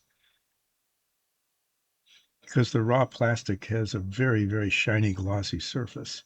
And even if you touch it, like I said, with jeweler's rouge, you can't really replicate that. So anytime you've got those textures coming together like that, you're going to see it through the paint. And so I try to, make sure that the texture is consistent across the parts that'll be adjacent when they're painted. And I think I got that, but I thought for sure there was another spot. I guess not. So that's this. Um, so the engine block, these two bits are painted blue. That's painted blue. Yeah, the water pump, it's painted blue also. It's buried in here somewhere.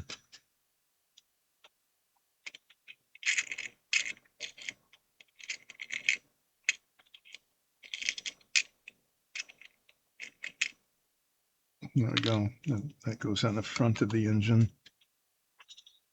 Like I said, I'd really like to paint everything that's being painted the metallic blue, which is a color I do not have, that I need to buy. I'd like to have that all assembled so I can paint it all at one time.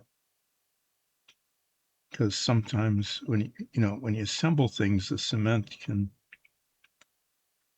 ooze out, and especially if you're dealing with a metallic or a glossy surface, it'll just show. There's hardly any way to repair that. You have to take all the paint off, down to the bare plastic. And it's like a real car. You have to take all the paint off down to the bare metal or plastic in this case, and sand out, sand away any flaws that are left over, like a cement induced fingerprint, which I've done, and then polish the surface and then start from scratch with in terms of priming and painting. So if the parts are already assembled, then any excess cement can be sanded away and the whole painting process can be done and it unless I stick my finger in it, which I also attempt, I usually do, or drop it, which I have done. Unless you do those things, then the painting looks a lot better. So the question here is whether I'm going to brush paint this or spray it.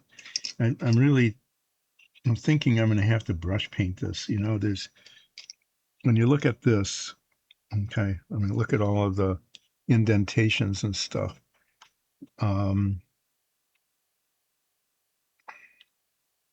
It's hard. It shouldn't be. If I were good with an airbrush, I probably could do that. But making sure that the paint gets in there, all different angles, I don't know. I'll have to decide. The brush paint is way less expensive, and I don't have to buy very much of it. A can of spray paint is. I get trying to get frugal here. Keep my modeling expenses to a minimum, you know, to match the income that we have from this show, which is not that much, unless you go to patreon.com/Dyson Dungeons, patreon.com/Dyson Dungeons, become a patron, and your patronage will maybe buy some paint for me. That would be really cool. Thank you. Thank you for even considering that. Where was the other attachment point?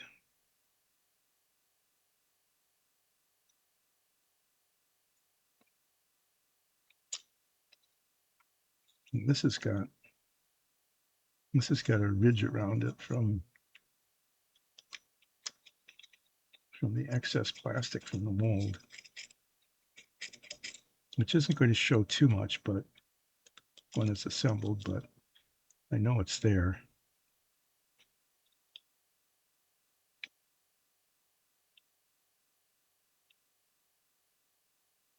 So this was injection molded, and the seam of the mold was right along the bottom edge, which is really very clever because that keeps the kind of thing I've been talking about to a minimum, but there's still, I can see it here even without my head magnifiers. There's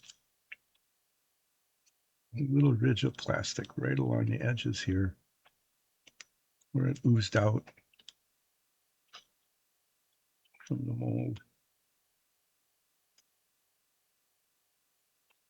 Do some sanding on that.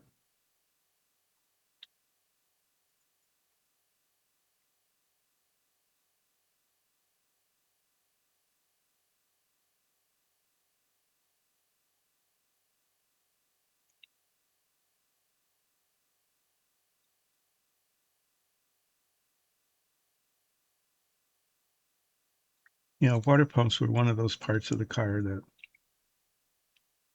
needed to be replaced with some frequency. The materials in cars back in the 50s and 60s, not like the materials today. Okay.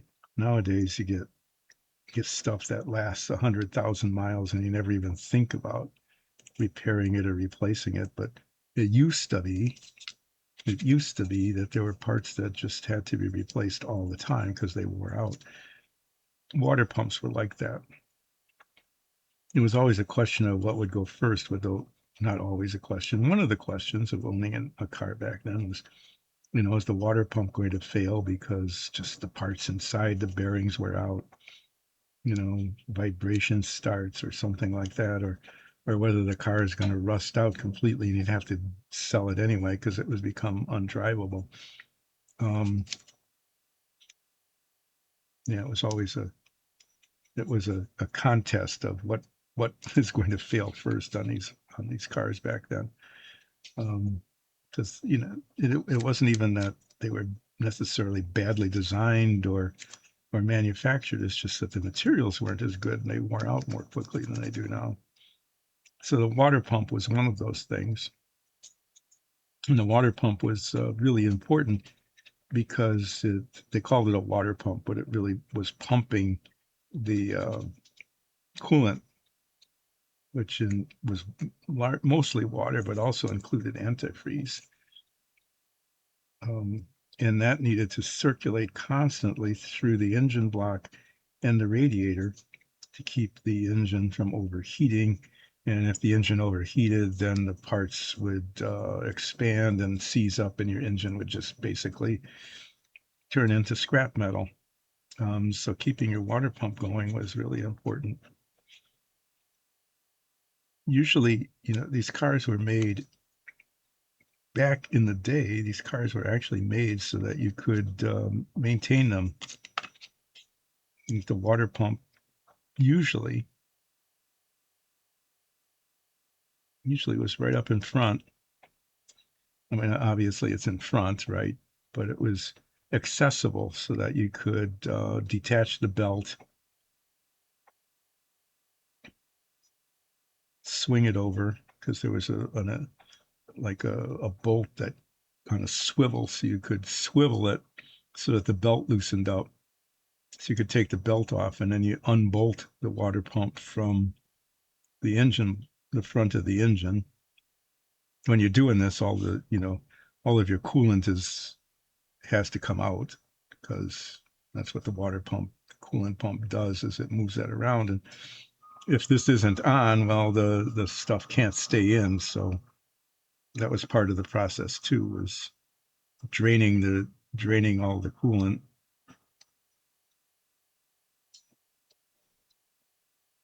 Um, but yeah, I replaced one of these once on a car. It was way cheaper than taking it to the shop and having someone do it. It took, since I didn't really know what I was doing, it wasn't that hard to do. It was just kind of tedious. Um, it took many hours of standing in an alley. Fortunately, the weather was decent. Many hours of standing in an alley, reaching in with wrenches and bashing my knuckles against pieces of metal and things. But it actually turned out okay. The water pump was put on, the gasket was attached, it didn't leak. The belt was reattached, it didn't break or slip. But yeah, this is just another one of those parts that just needed to be replaced with some frequency. Um, okay. Yeah, and then the fan belt and the alternator go on the front of this. Those had to be removed in order to get the water pump out. I don't, I don't know why I did that. Thinking back at it, it's not something I would do again. It's sitting around with wrenches in an alley, leaning over the front of the car, over the radiator and everything, trying to replace the water pump. But yeah, I guess when you're younger, it didn't hurt quite as much. Um, okay, so these. Oh yeah, I'm going to stop here pretty soon. These parts, okay, get attached to the engine block, and on Wednesday I'm going to test fit them along with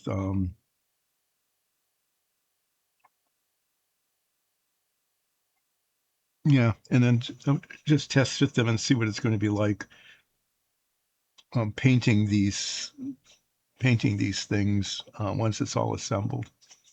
Because I would really like to paint it all that blue color, the metallic blue that I don't have that I need to purchase. I'd like to paint that all. How many times do I say the same thing? Before I like to paint it all after it's assembled so that I don't mar the surface with the assembly process. But I'm going to have to test fit these bits here. The not the fan that goes on the very front, but I want to test fit the fan belt and the alternator to see that if I put this on the engine block first, whether those can be um, e easily attached afterwards, because they're painted different colors. That's actually chromed. The other thing on Wednesday is I'll be cleaning up the rest of these bits, okay, for assembly. This should go together if I can get the paint. Maybe, I don't know. Tomorrow's not a good day for. I won't have the paint by Wednesday, which doesn't matter because if I do assembly, if I assemble these parts, I can't paint them until it's done by maybe on Friday, maybe on Thursday, maybe Wednesday afternoon, or sometime on Thursday I can go to the hobby shop and get the paint that I need. That would be good. And then what's next?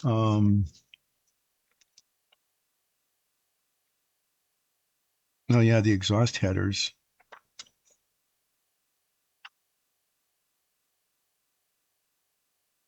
Where do those go? Those go. Oh, those go underneath here. What color are those painted? Aluminum. Okay. Fortunately, I've got some. I should probably get these parts and get these parts out because once this is all put together and it looks like an engine and it's all painted, these just get attached. And then the next steps are to start putting all the suspension together.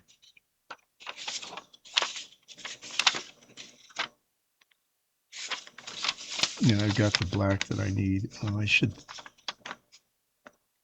yeah, okay. I have to decide what color to paint the whole undercarriage. This whole thing should be painted. It shouldn't just be white.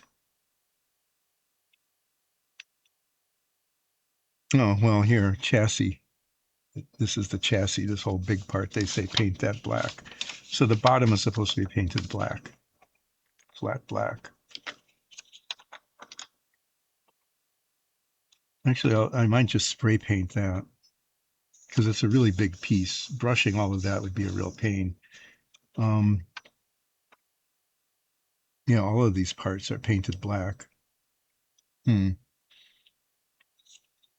That's another one of those things where it might make sense to all the parts that are painted black, the traction bar, the rear axle, the front suspension, independent front suspension. That's pretty cool.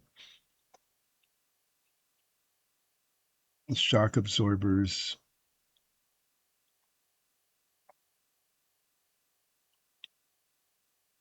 I don't know. Those are supposed to attach to something. I can see that if those are put on and they're put on wrong, that could be a real problem later.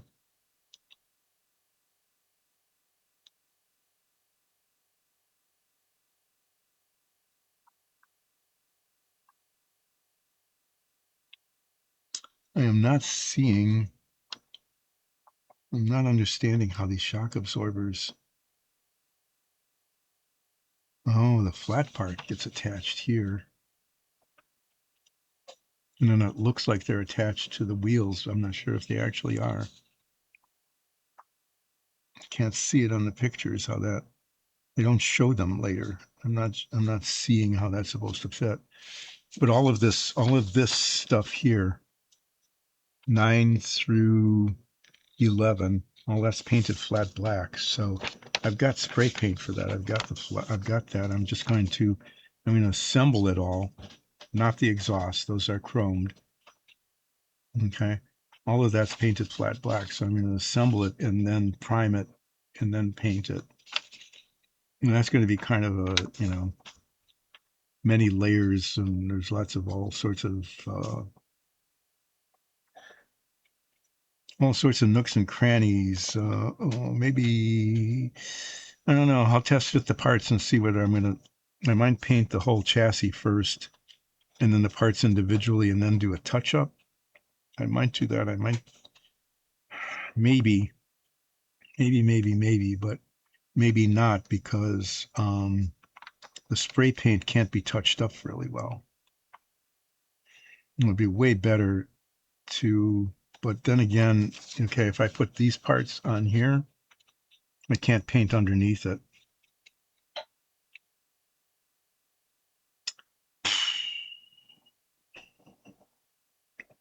Well, that's for next week.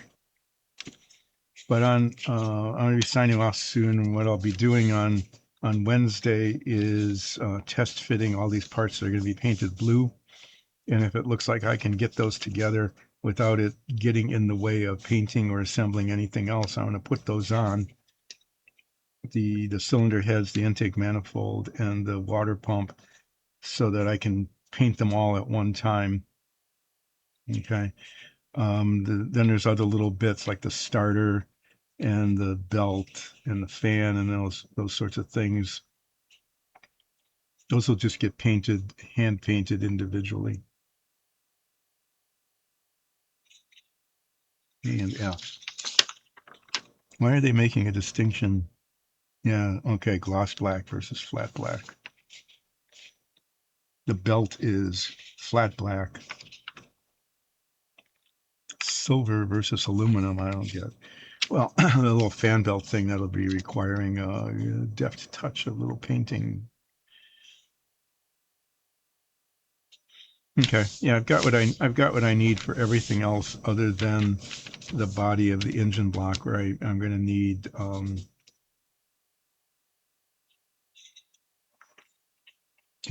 this the metallic. There. So that's the situation. I'll be back on Wednesday at more or less 10 in the morning, continuing some slow, very slow, always extremely slow, but hopefully steady progress on the GT350 here. So thanks for joining in. Thanks for coming back in the new year. Uh, I will.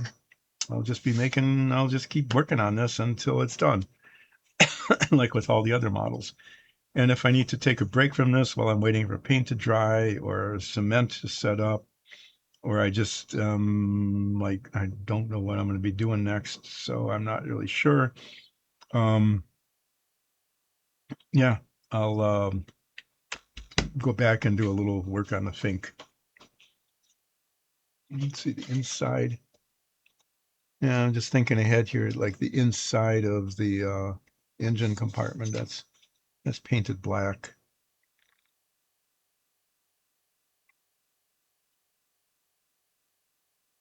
Yeah, well, that will all be stuff that'll need to be done.